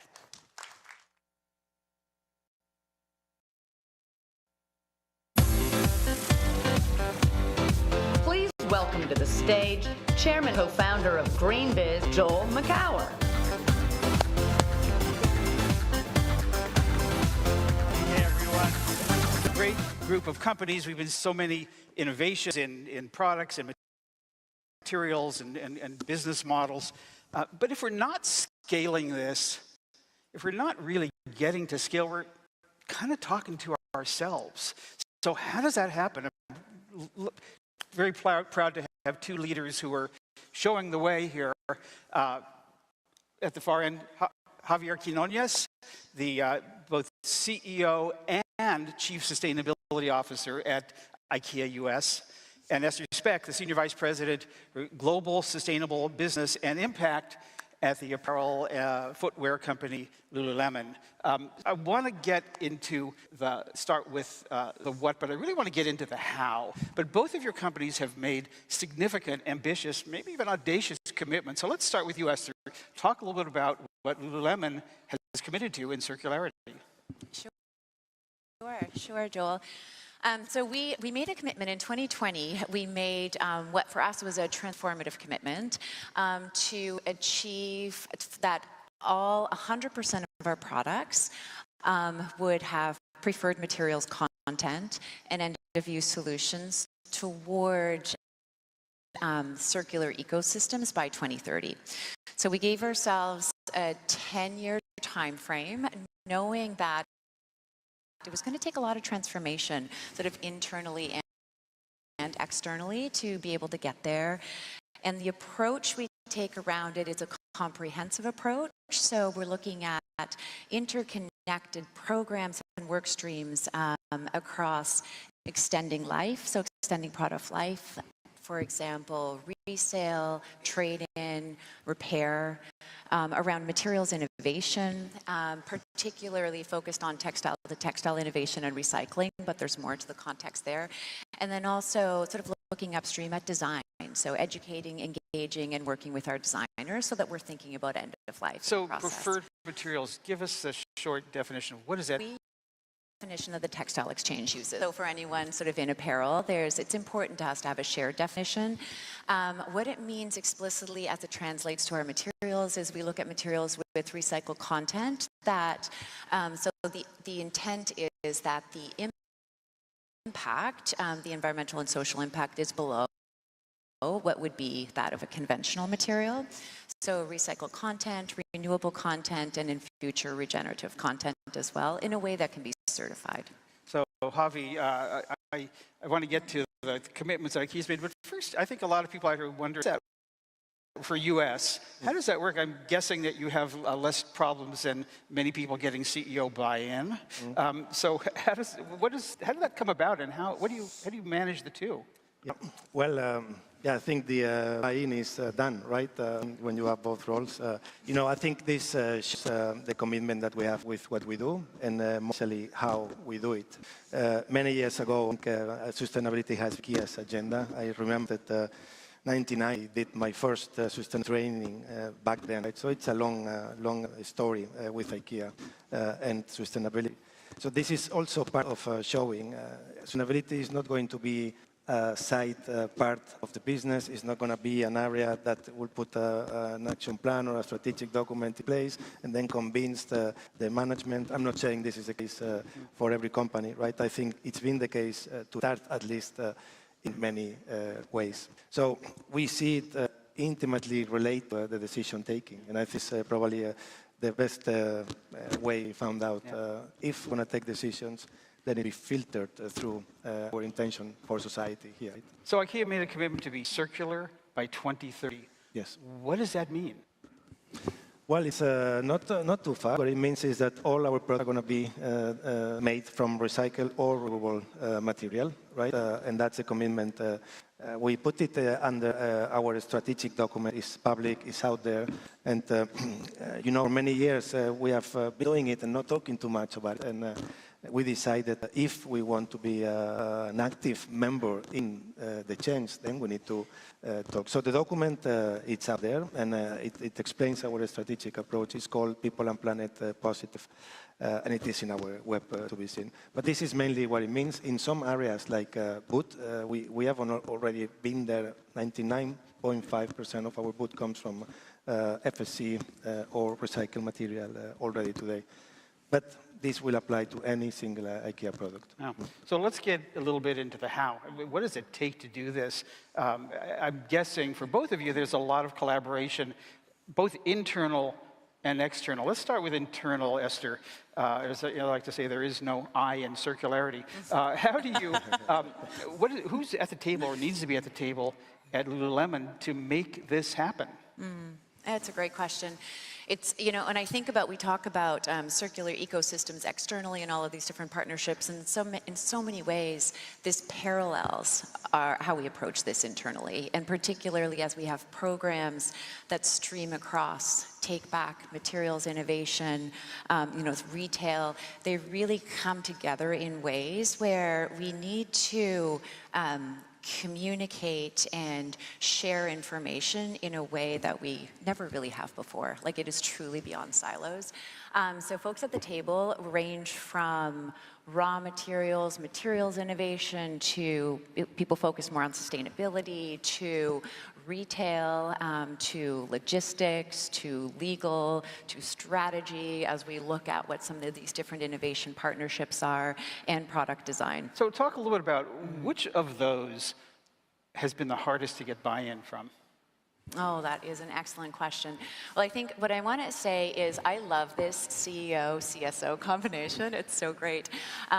It has been really important for us as we were setting our goals and ambitions to set those goals and ambitions together.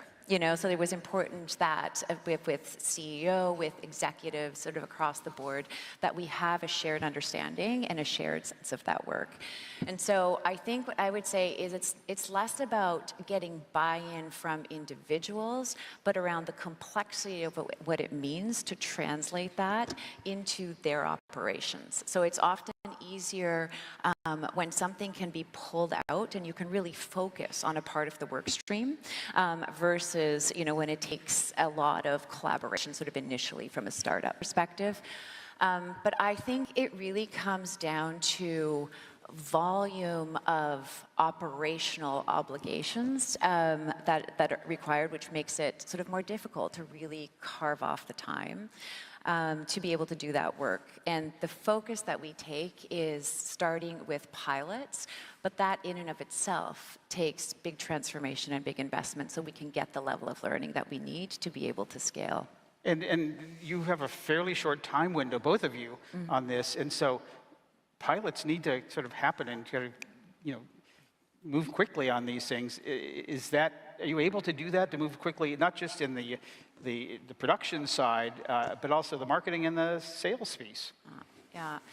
It's a really good question, and I think pilots, it's situational. It depends a little bit on what element that we're working on. So for example, Like New is Lululemon's resale and trade-in program in the US. And so there was a pilot for 1 year and then a scale across the US in the next year. And it was an intense and focused level of work that was spearheaded by our sort of head of retail and our head of innovation, focusing on retail with collaboration sort of from us to be able to really align and bring the business together to be able to deliver on that. So I would say it's sort of a year to pull together, pilot, learn, and expand. From a sustainable materials innovation pilot, I think an interesting partnership from a textile-to-textile perspective is Samsara. So this is a partnership we engaged in. I mean, it was very fast. It was a year ago. We engaged in a multi-year partnership and made a minority equity investment. Samsara is an Australia-based environmental tech company, and they recycle complex plastics using an enzyme-based technology. Now, for Lululemon, this was really important because a core material that we use is nylon 6 and nylon 6/6. And to date, there have not been textile-to-textile recycling solutions for this work.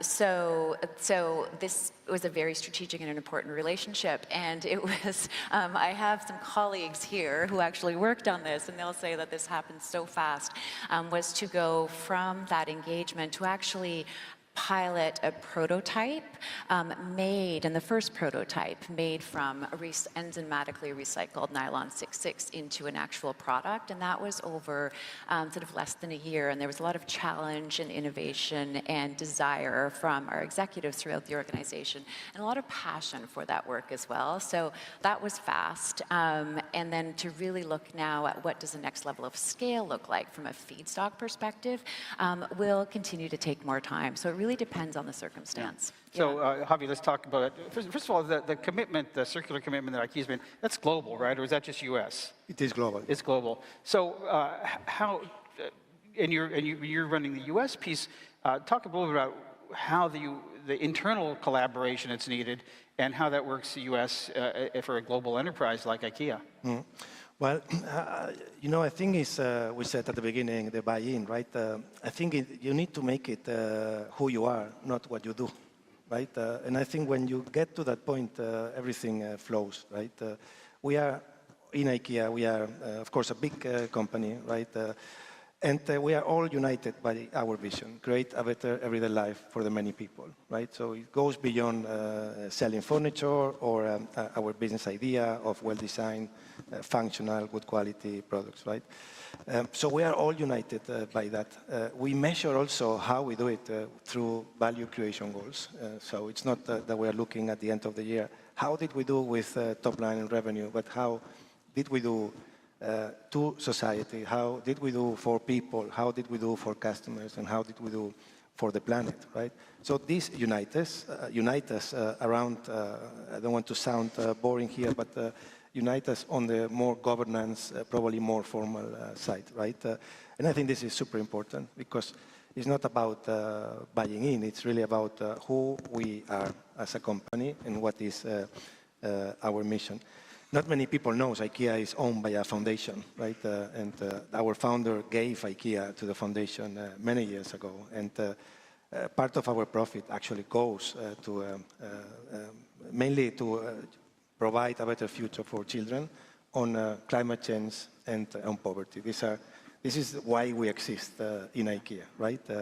So that's a big part. Internally, then we have clear goals that says 2030 we're going to be circular, right? And there's no other way we're going to deliver because that's a commitment for the whole company. We own the value chain, so it's a little bit probably easier from that perspective with all the complexity.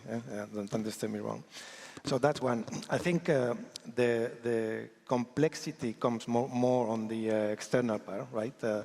Because internally we can more or less decide, look, this is going to happen, this is how we measure success, and our goals follow on that aspect.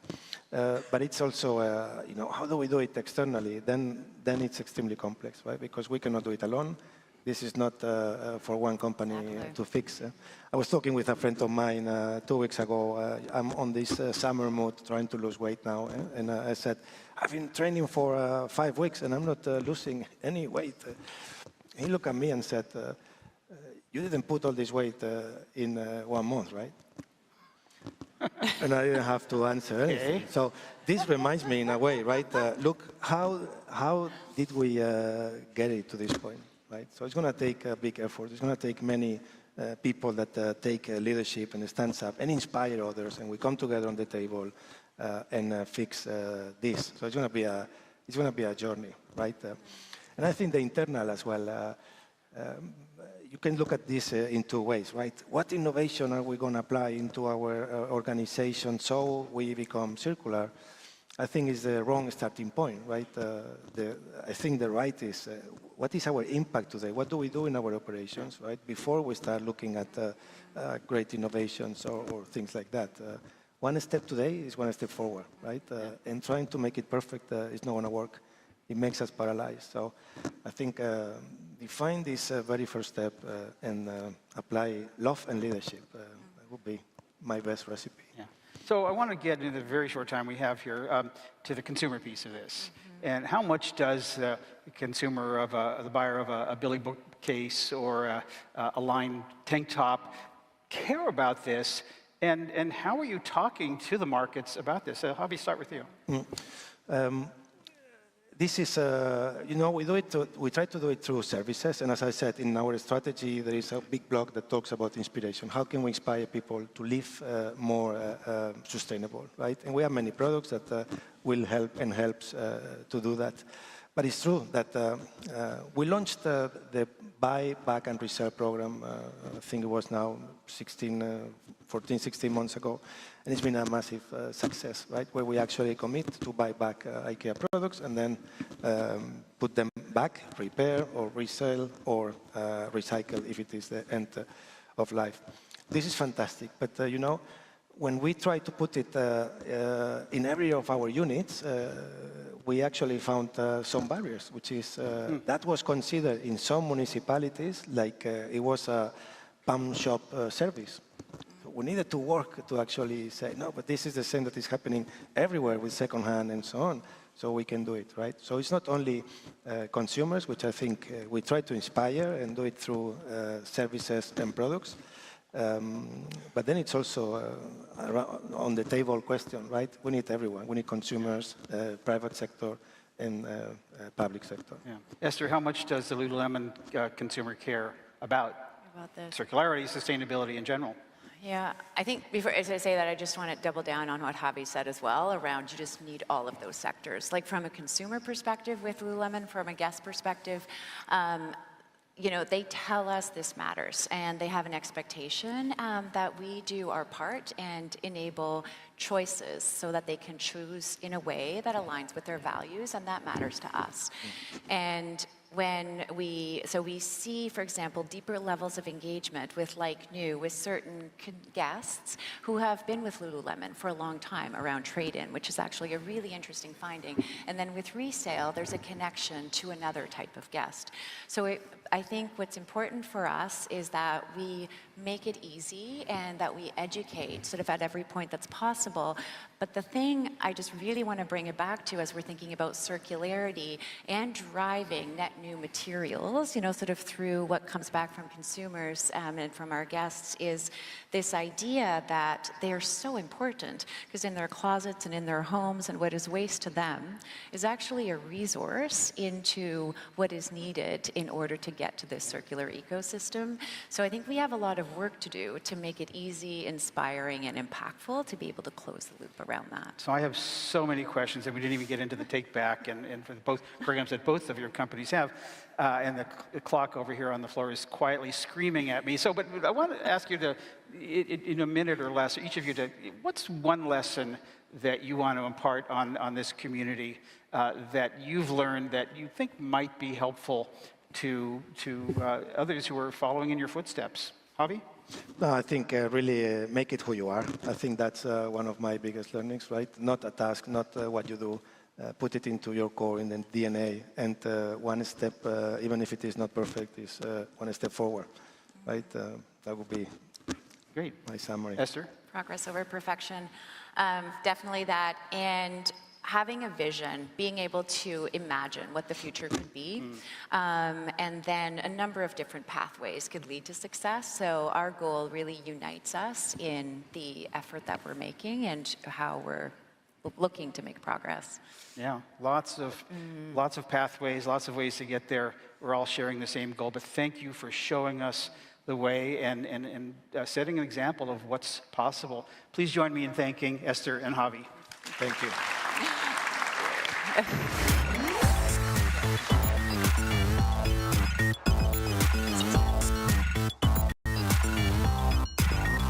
All right, we are down to our last keynote talk here at Circularity 24. I am very excited to welcome our final speaker to the stage. Molly Kawahata is a strategist and former climate advisor in the Obama White House. She is the founder of Systemic Impact Strategies, a consultancy specializing in organizational development, climate strategy, and communications.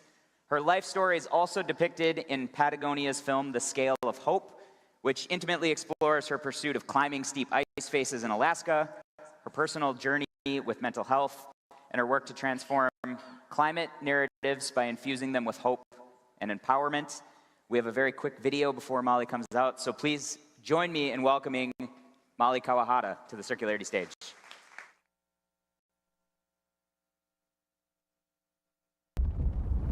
I think a lot of pushing yourself outside your comfort zone.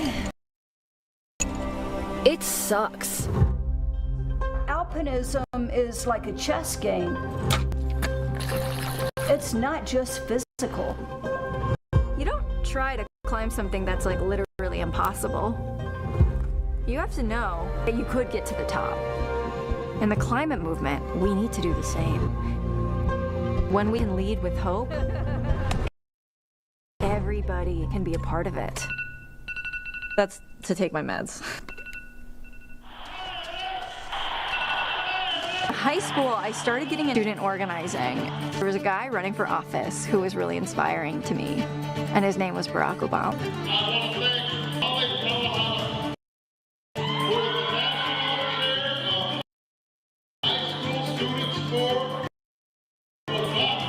While people were fighting for climate change in the streets, I started realizing that we also had to fight for climate change in people's minds. When you live with a mental illness, you think about your mind all the time. What I started doing is figuring out how do we leverage psychology and neuroscience to get people to be on board with climate. Fear, guilt doesn't make you act, it makes you sit back. We have to really think about what climate frames we are using. Climate change is not the fault of everyday people. The fossil fuel industry is what we're up against. I want climate change to be a concept inextricably linked to hope and empowerment and opportunity, not despair and gloom. People say policies don't have impact, campaigns don't have impact. I mean, they can change the entire fabric of the country. This is like the emblem of the resistance. Just growing up knowing that my family was imprisoned on their own soil, I think that impacted me in going into politics, because you just see how impactful policies can be. When you realize we can clean up the air, everybody, that we can put people to work, that we can address racial injustice, social injustice, economic injustice, when you know that's possible, and not only possible, it's like waiting for us, we're getting there, then it keeps you fighting another day.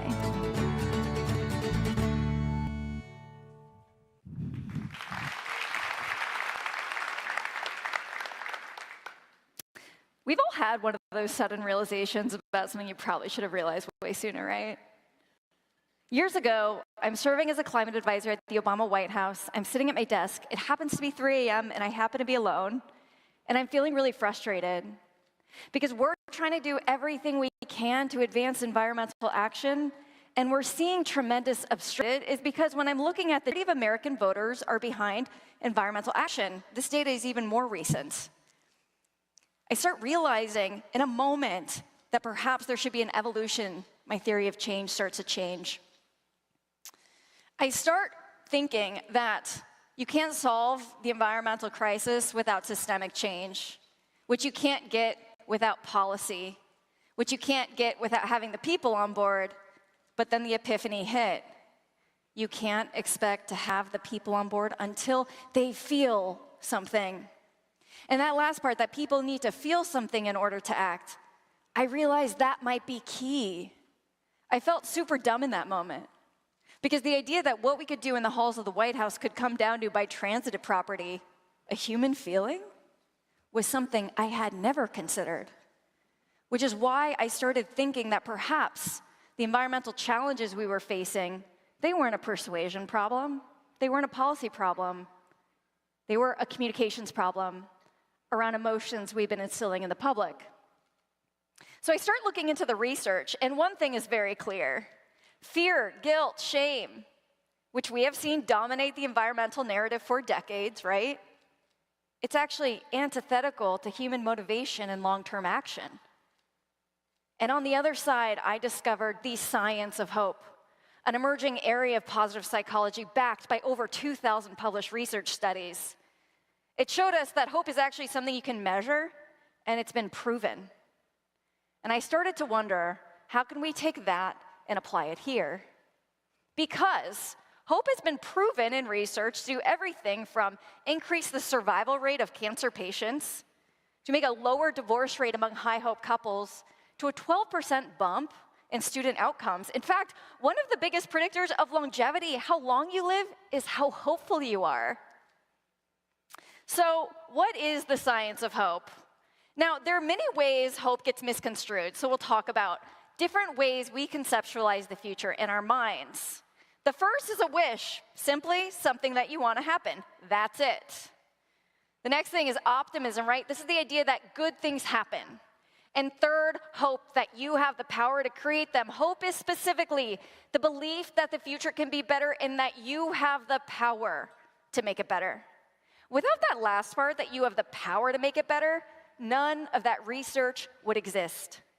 Now, what makes up hope? What does it actually mean? It starts with a truthful assessment of the problem. This is important. Anything that minimizes a problem, says just look at the bright side, silver lining people, Pollyanna people, by definition, not hope. It starts with the problem, and because of that, it's been proven consistently to be tied to innovation. You want people to improve their problem solving, change the way they think, increase their hope level. It's made of three things. The first is goals, which need to be feasible and desirable. The second is agency. That's the you have the power to make it better part. And then the third is pathways, strategy. That's your roadmap for action. Goals, agency, pathways, gap. This is your formula for spreading hope. And it is incredibly powerful. This is how they make cancer patients live longer. We know that we've heard more about climate optimism, right? Environmental optimism, optimism being brought into the sustainability space. And we've also seen quite a bit of pushback on that, right? And to be honest, I can see where people are coming from. I don't love it either.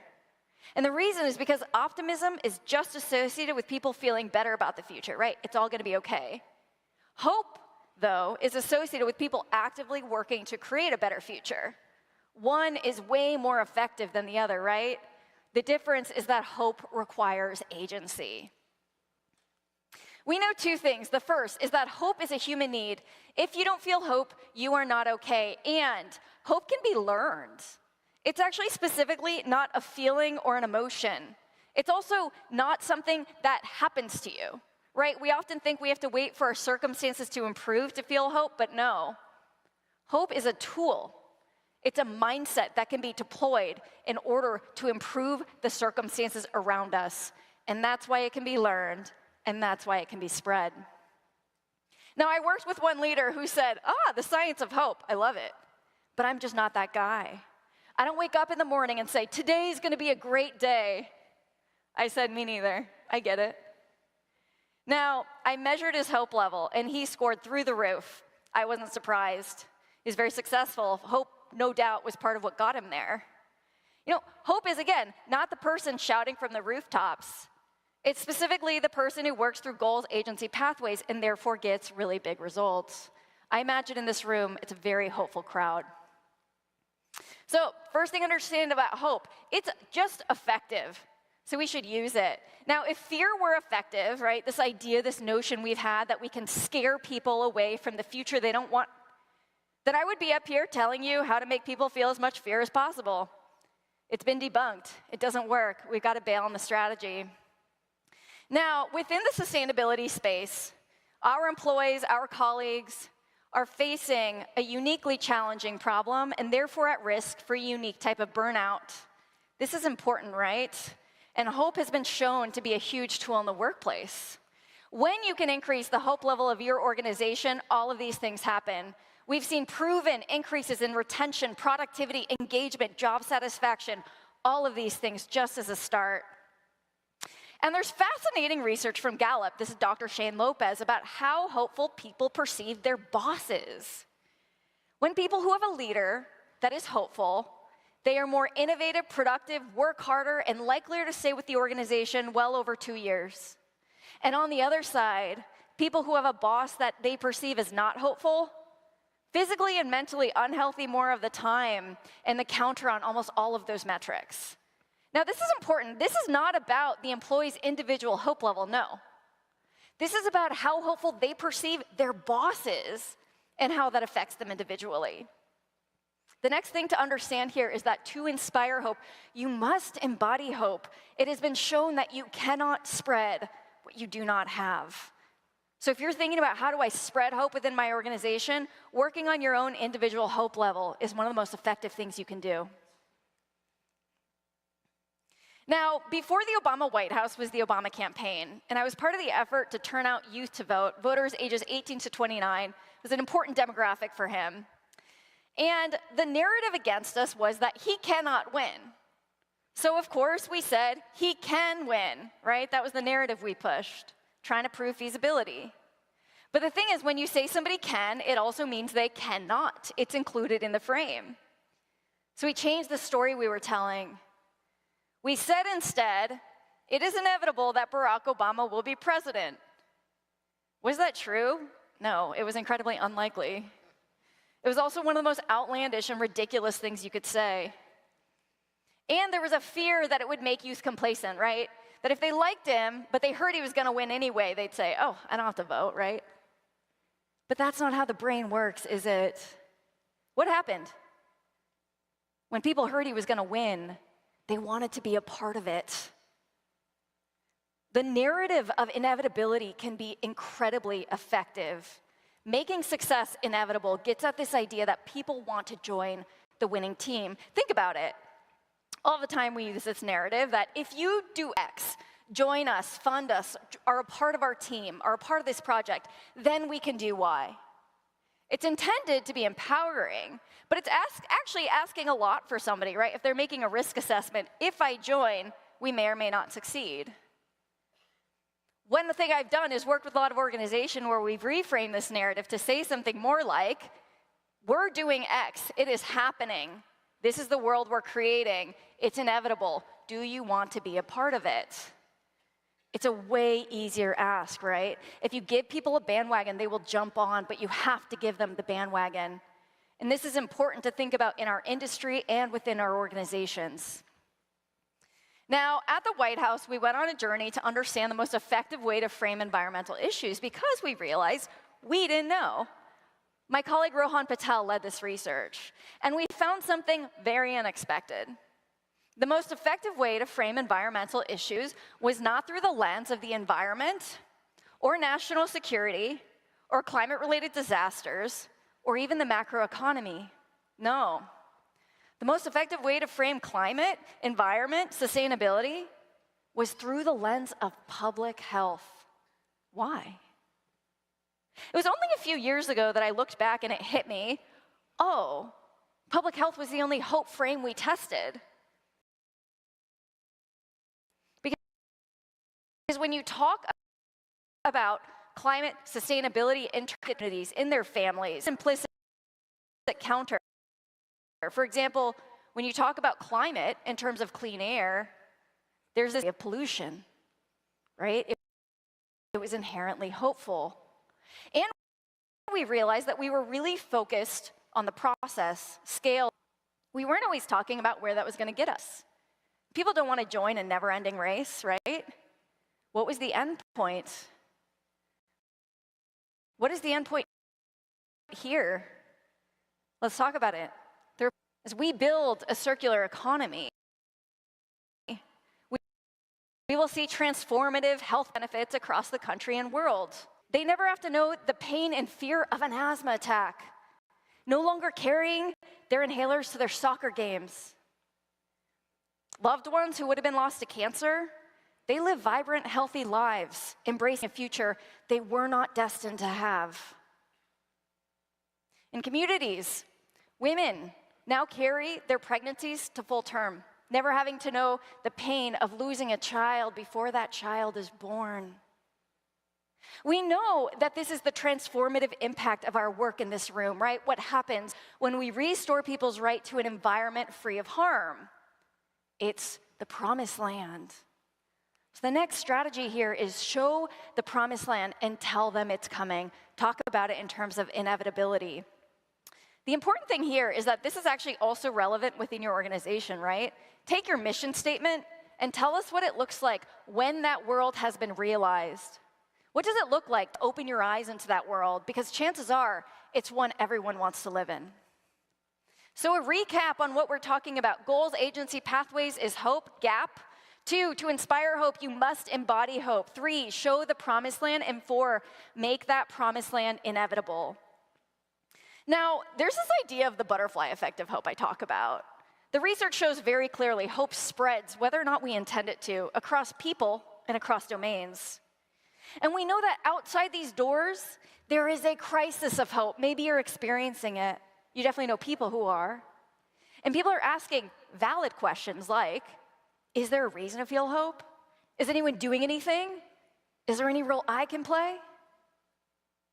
Our work tells them there is, we are, you can. So the question really, it just becomes what if, right? What if we can use the science of hope to change how people feel in the world, to change how they see the world, and to change how they show up to help us solve the greatest challenges of our time. We might find that in addition to the work we do every day at desks with each other, helping build a more hopeful organization, industry, and society might be some of the most important work of our lives. Thank you so much. Thanks, Molly. Whoa. Almost ran into the art piece on the way out. All right, thanks for sticking with us. I know we went a little long. A couple things, just housekeeping items. We do have a networking reception and the expo tonight from 5:30 to 7 upstairs on the 4th floor. We also have our after dark party. There's going to be live band karaoke and all kinds of fun stuff. I think there's a rooftop deck. It's going to be great. So join us there. And last but not least, mark your calendar for Circularity 25. We will be in Denver, Colorado. It's going to be great. The mountain air, the cool breezes of the spring, and a lot of your favorite Circularity people. So please join us next year, April 29th to May 1st in Denver. And thank you all so much for being here. Have a great rest of the conference.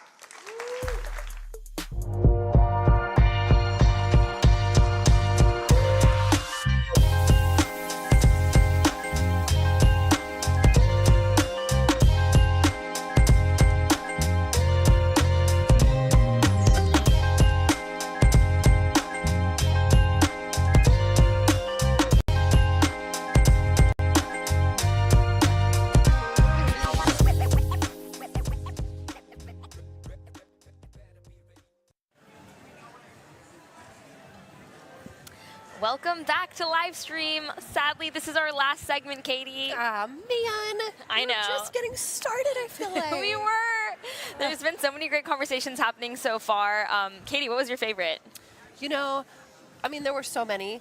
Esther and Javi, who came on towards the end of the program, I just really love when corporate leaders are stepping into this, giving it a voice, because large organizations like Lululemon and IKEA hold weight.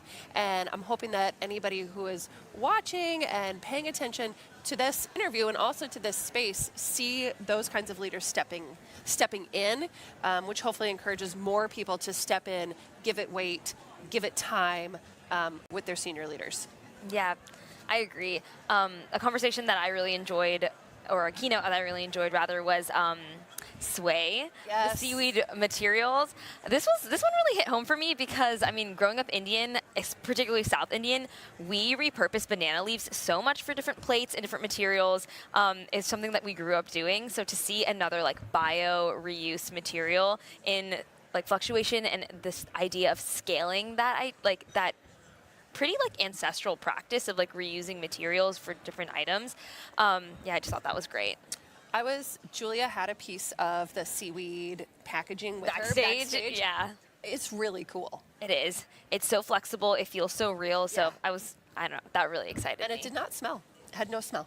Surprisingly, no omega-3 smell. No, none of that. Amazing.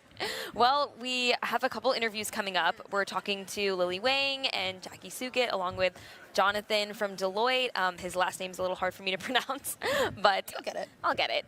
And yeah, I'm looking forward to it. I think it's going to be great. Well, I'm going to leave you to it, and then I'll join you for the end, okay? Okay, sounds great.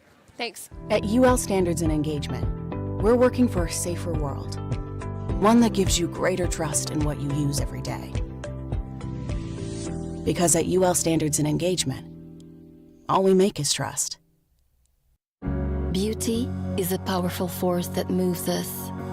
That's why at L'Oréal Group, we create the beauty that uses 85% PET plastic packaging from recycled sources and 65% of our ingredients that are bio-based or derived from abundant minerals. Reusing or recycling 100% of our industrial water by 2030 and without animal testing since 1989.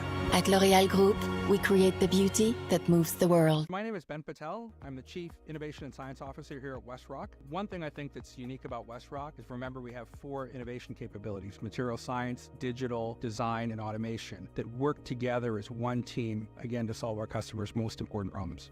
Today, at America's beverage companies, our bottles might still look the same, but they can be remade in a whole new way. We're getting bottles back. And we've developed a way to make new ones from 100% recycled plastic. Made-to-be-remade.org. The world is moving quickly toward a more circular economy.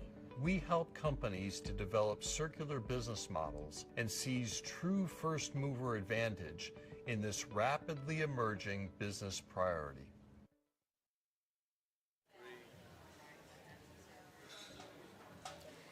Hi, Livestream. I'm joined with Lily Wang from Demi and Jackie Suggett from Refed. And we're here to talk about one of my favorite topics and probably most people's gateway and introduction, and most relatable introduction to circularity, which is the idea of food waste. It's something that we all see in our own homes, in our own households, in our schools, in our cafeterias, in our workplaces. And I don't know, for me, it really hits home. So I'd love to hear from both of you. And I have so many questions. But before we get into that, please introduce yourselves. Tell our live stream audience what it is that you do and how you got into this space. Lily, would you like to kick us off? Sure, yeah. Thank you so much for having us today. So I'm Lily Wang. I'm the co-founder and CEO of Demi. We're an early stage startup that is working to make composting more accessible for people who live in urban environments. So we partner with apartment buildings to bring a tech-enabled smart composting system to residents in cities. Amazing. And Jackie Suggett, I'm with Refed. We are a national nonprofit focused on ending food loss and waste, everyone's favorite topic. And we do that primarily through collecting and disseminating data and insights, as well as in working on the ground with the broad ecosystem of stakeholders that are both generating and solving the problem of food waste. I love that both of you together sort of tackle food waste from two different angles. Lily, you're really on the ground doing that waste diversion, that compost action. Jackie, you are working with organizations to collect the data to understand like how to stop food waste from the manufacturing stream potentially, where food is being wasted. And please explain a little bit more about how that data collection works. Because I've always personally wondered, I'm like, if one consistent product is getting thrown away, then why do we keep producing it? And how can we, collect that data to leverage that to make sure that this waste isn't being produced? Yeah. And it seems like that's sort of what you're working on. So I'd love to hear a little bit more about that. Yeah, data and measurement is so important. I mean, the famous saying goes, you can't manage what you don't measure, right? So it really is the input that enables action to happen at the end of the day. The challenge is if you think about, you talk about one product, right? But think about the life of that product. Take a strawberry. Think about how many times that strawberry changes hands in the supply chain and how often we do or do not have visibility to actually where that strawberry is. So that's what makes the data hard. If we look at having to combine it across different sectors, if you're talking about working with large food businesses whose data models aren't built to track waste, right? They're primarily built for sales purposes, and we have to go and kind of repurpose them for different uses. So it's a complex problem. I think that's part of the way that we look at it is if we wait for perfection, it won't happen. Yeah. So let's get the best data that we can, and let's be transparent about how confident or not confident we are in that data. And that becomes your research agenda at the end of the day, is how to improve the insights that you're working with.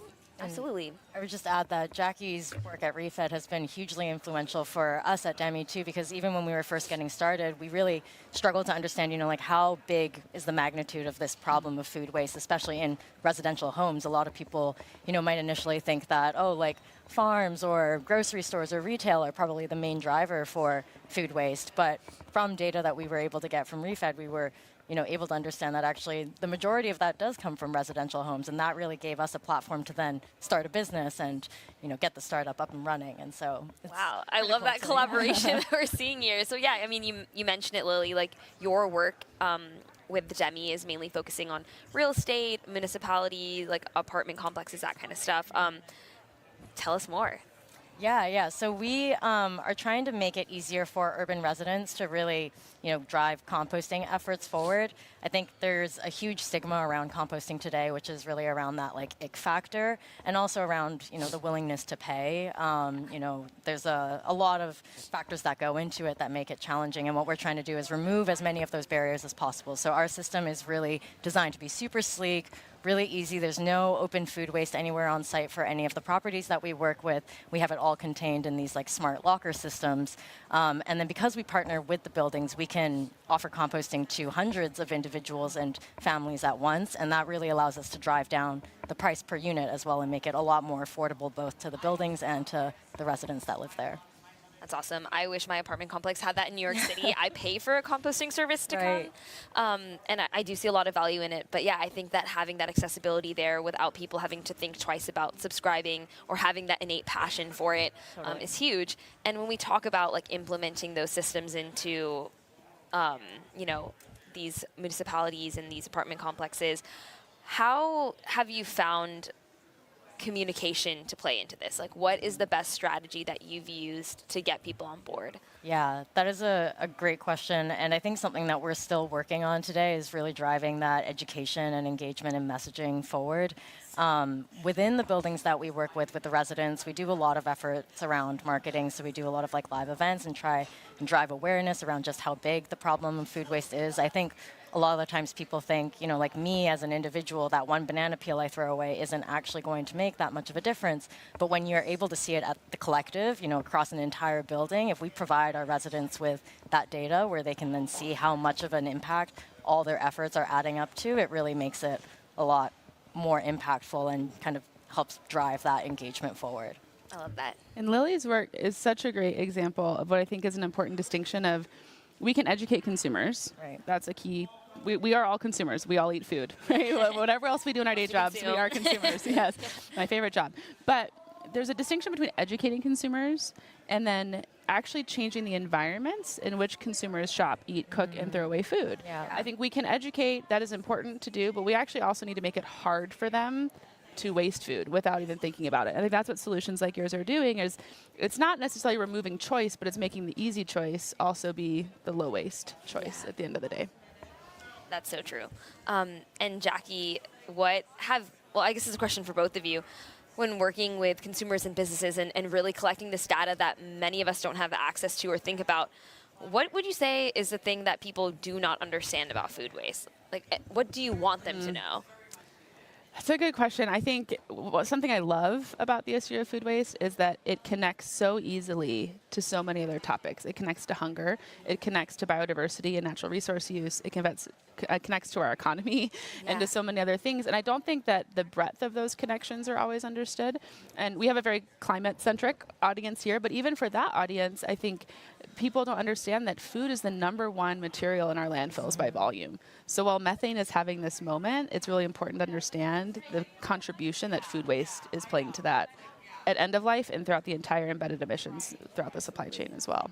Yeah, I'll just add on to that. I think one thing that really surprised me when I was first getting started in this space was exactly like Jackie mentioned, how big of a contributor food waste is to that methane problem. I didn't realize that food waste is actually responsible for nearly 3 times as many greenhouse gas emissions as the entire airline industry, and that's really, really significant. And I feel like when you put that into perspective, you know, it really makes it that much more powerful to do something small like separate out your food waste. We do it with recycling, you know, plastics and paper and glass already today, and I feel like it's just one more, you know, easy step that we can all do to make a big impact on our planet. Absolutely. And when we're thinking about like our audience here at Circularity, corporates, what advice do you have for corporates looking to engage in this issue and to maybe partner with your organizations? I think just recognizing that doing good for the planet and doing, you know, the right thing around food waste doesn't necessarily have to come at a trade-off for your bottom line. I think there's this misconception that in order to do the right thing, you often have to pay more, it has to cost more, but, you know, we're paying to send things to landfill too, and there's an easy solution that could ultimately probably result in, you know, net positive ROI for everybody. So. Yeah, I think working with businesses, we often naturally try to frame food waste as an environmental problem. Yeah. We need to be framing it as an economic problem because then we're speaking to an issue that businesses already understand, right? Waste is inefficiency, and efficiency is cost, and cost becomes a priority in a business model sense. So I think engaging the right people within the business, especially those in finance and operations teams, and prioritizing food waste in that way of how this can be a way to actually solve or at least minimize economic problems or cost problems within a business sense is the quickest way to get the prioritization within those environments. Absolutely. Thank you both. And I'd love to end our conversation here by asking you what gives you the most hope. For me, it's the momentum. I mean, we were just talking about this 5 minutes ago. I think it gives me hope that we are seeing more solution providers emerging and succeeding than ever before, more investment than ever before. We are pushing on open doors, talking with businesses about prioritizing food waste, and I think that momentum is going to continue to build. Yeah, absolutely. That was exactly going to be my answer as well. I think even from a policy standpoint, there's 10 states today that mandate organics recycling, and 7 of those laws came into place in the past 3 years. So I think really just goes to show how quickly that momentum is accelerating and how much of an opportunity there is in front of us to make a big impact. Absolutely. Thank you so much. Thank you both. And to our live stream audience, this is Lily, Jackie. We really appreciate you being here. Awesome. Thank you so much. Thank you.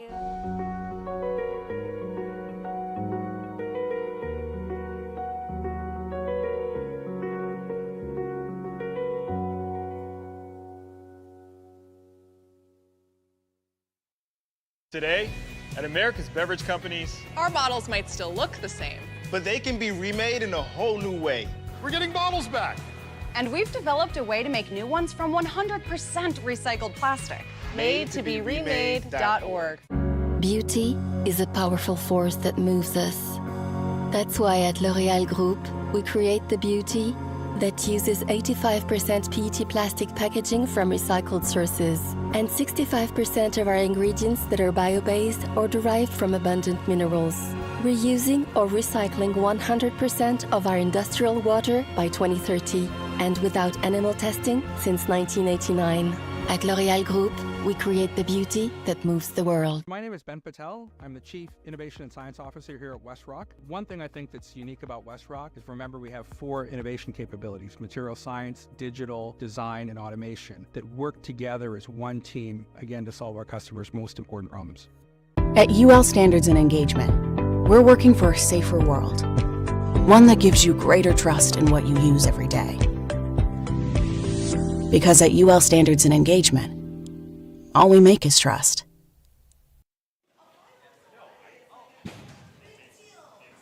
Hi, Jonathan. Welcome to Livestream Hub in the middle of Circularity 24. To our audience, I'm joined by Jonathan Schuldenfrei. I think I said it right? You did. Great. I was struggling with that a little bit earlier. Yeah, Jonathan, please introduce yourself. Sure. I'm Jonathan Schuldenfrei. I'm a leader in our sustainability, climate, and equity practice at Deloitte. I've been with Deloitte for about 16 years. I lead the Path to Net Zero offering for Deloitte, which helps organizations operate in a nature-positive economy. Great. And how does food and circularity tie into what you do? Like, what brought you to this conference and what brought you to this work?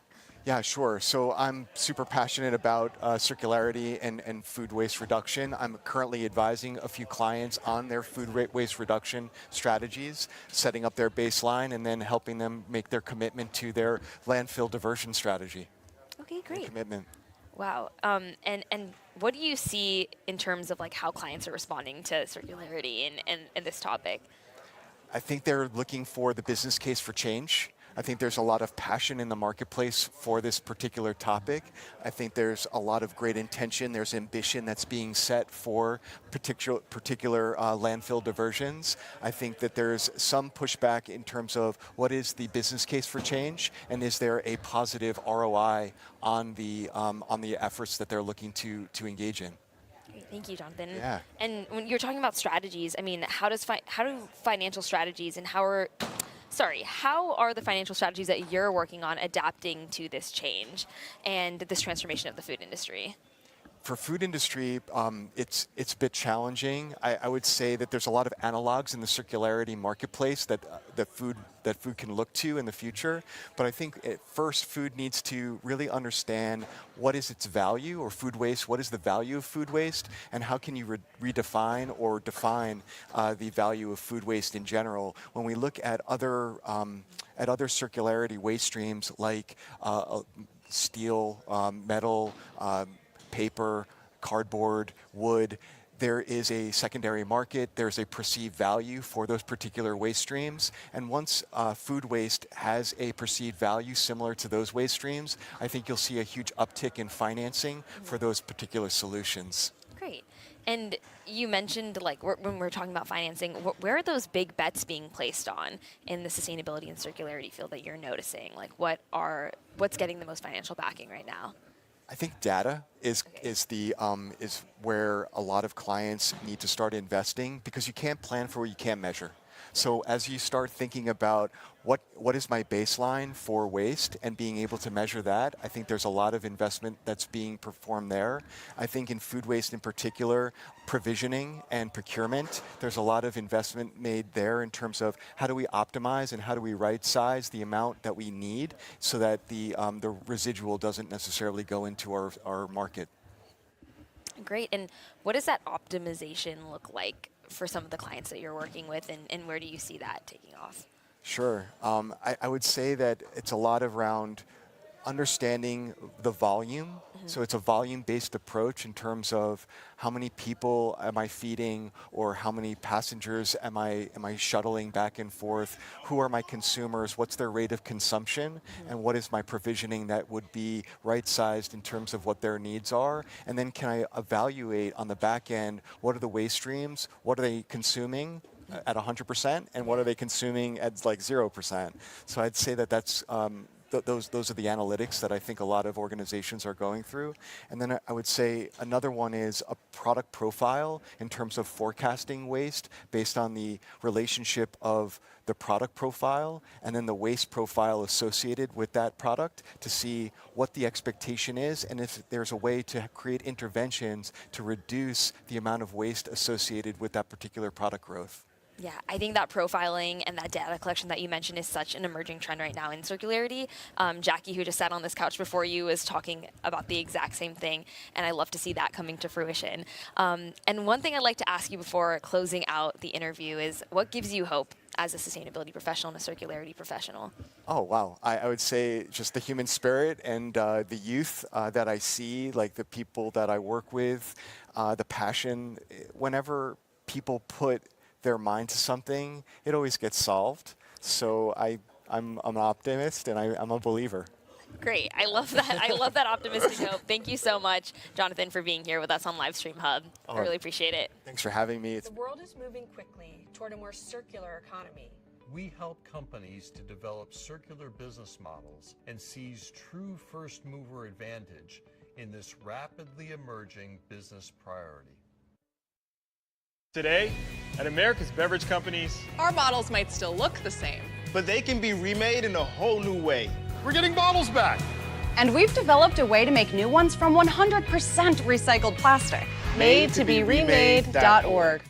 Beauty is a powerful force that moves us. That's why at L'Oréal Group, we create the beauty that uses 85% PET plastic packaging from recycled sources and 65% of our ingredients that are bio-based or derived from abundant minerals. Reusing or recycling 100% of our industrial water by 2030 and without animal testing since 1989. At L'Oréal Group, we create the beauty that moves the world. At UL Standards and Engagement, we're working for a safer world. One that gives you greater trust in what you use every day. Because at UL Standards and Engagement, all we make is trust.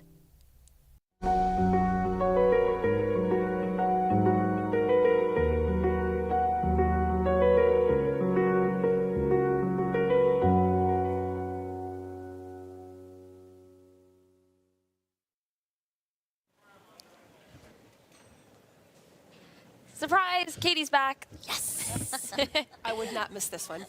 Last but not least, we're sitting here with Taylor, who just made it off of her flight. Thank you so much for being here, Taylor. Would you mind telling Livestream audience a little bit more about what you do, your role, and what excites you about circularity? Oh, absolutely.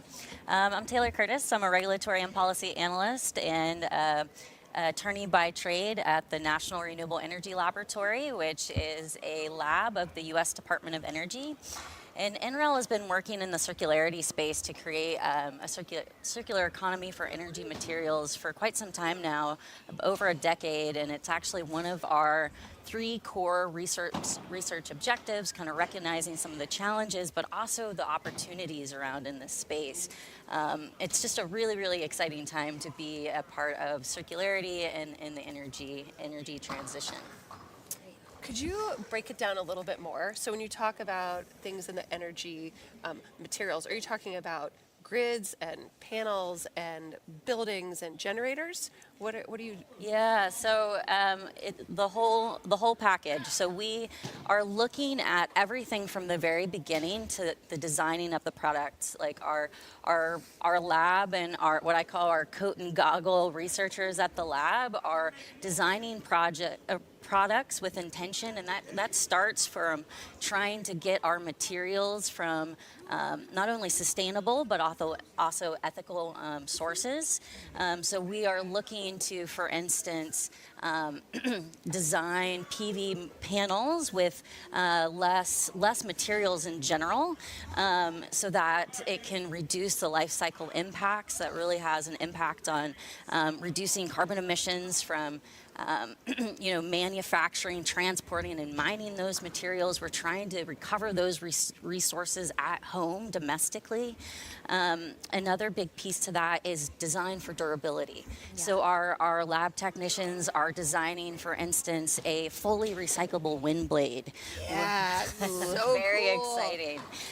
We're also working on designing products for longer lifespans. So we're designing, right now, PV modules or PV panels are 25, 30-year lifespan, but we're working on, our durability team is working on designing a 50-year panel. That is so cool. Super cool. It's very cool. We're also looking at vulnerabilities in the supply chain. And we know the United States is heavily reliant on imports. So that's something that we're really focusing on, how we can recover these resources from at home. I would have to say, if you don't find like a total way to do the blades, like I would absolutely have one in my house. They are can we get beautiful. Of all the things. I know, right? I mean, those are like, I could see solar panel kitchen counters, something like that. I don't know. Right. You guys are. I love it. You guys have been innovating for like decades. I'm sure you've come up with. There is some pretty cool stuff that the lab's working on, for sure. Everything you said, I think so many people don't think about that. Like, we think about these sustainable solutions like wind panels, or sorry, not wind panels, solar panels and wind turbines, and we're like, great, that's it. We never think about what happens to that solution because we see it as like an end game. So what is something that most people don't understand about the intersection of energy and circularity? Other than everything you just said. I mean, it's the concept of circularity applies to our energy resources. There is economic, environmental, as well as national security and supply chain resiliency, very similar to allied partners, and something that in our panel tomorrow that we're going to really work on connecting the dots on are who are those allied industries and how are they connected to the renewable energy industry. And there's a lot of different partners, and it's just really, really cool to kind of connect those dots. What are some of the main collaborations that you've seen to be a success? Yeah, that's a great question. Everything from, we work internationally, so we work with subnational and national governments. We also do a lot of partnerships with industry. We work with them in like the design phase to bring that renewable energy to market. So we have testing facilities to do that in a more controlled way. But I think some of our really, really strong partnerships is that triangle of industry partners with government and industry labs like ourselves. That's very encouraging to hear, because I feel like there was a period of time where partnering with government agencies was like, I don't want to even touch it. Yep. But there is such an appetite for getting this stuff done that I'm hoping that has also kind of overcome some of those barriers. Oh, absolutely. I think there's a lot of motivation and interest in this right now.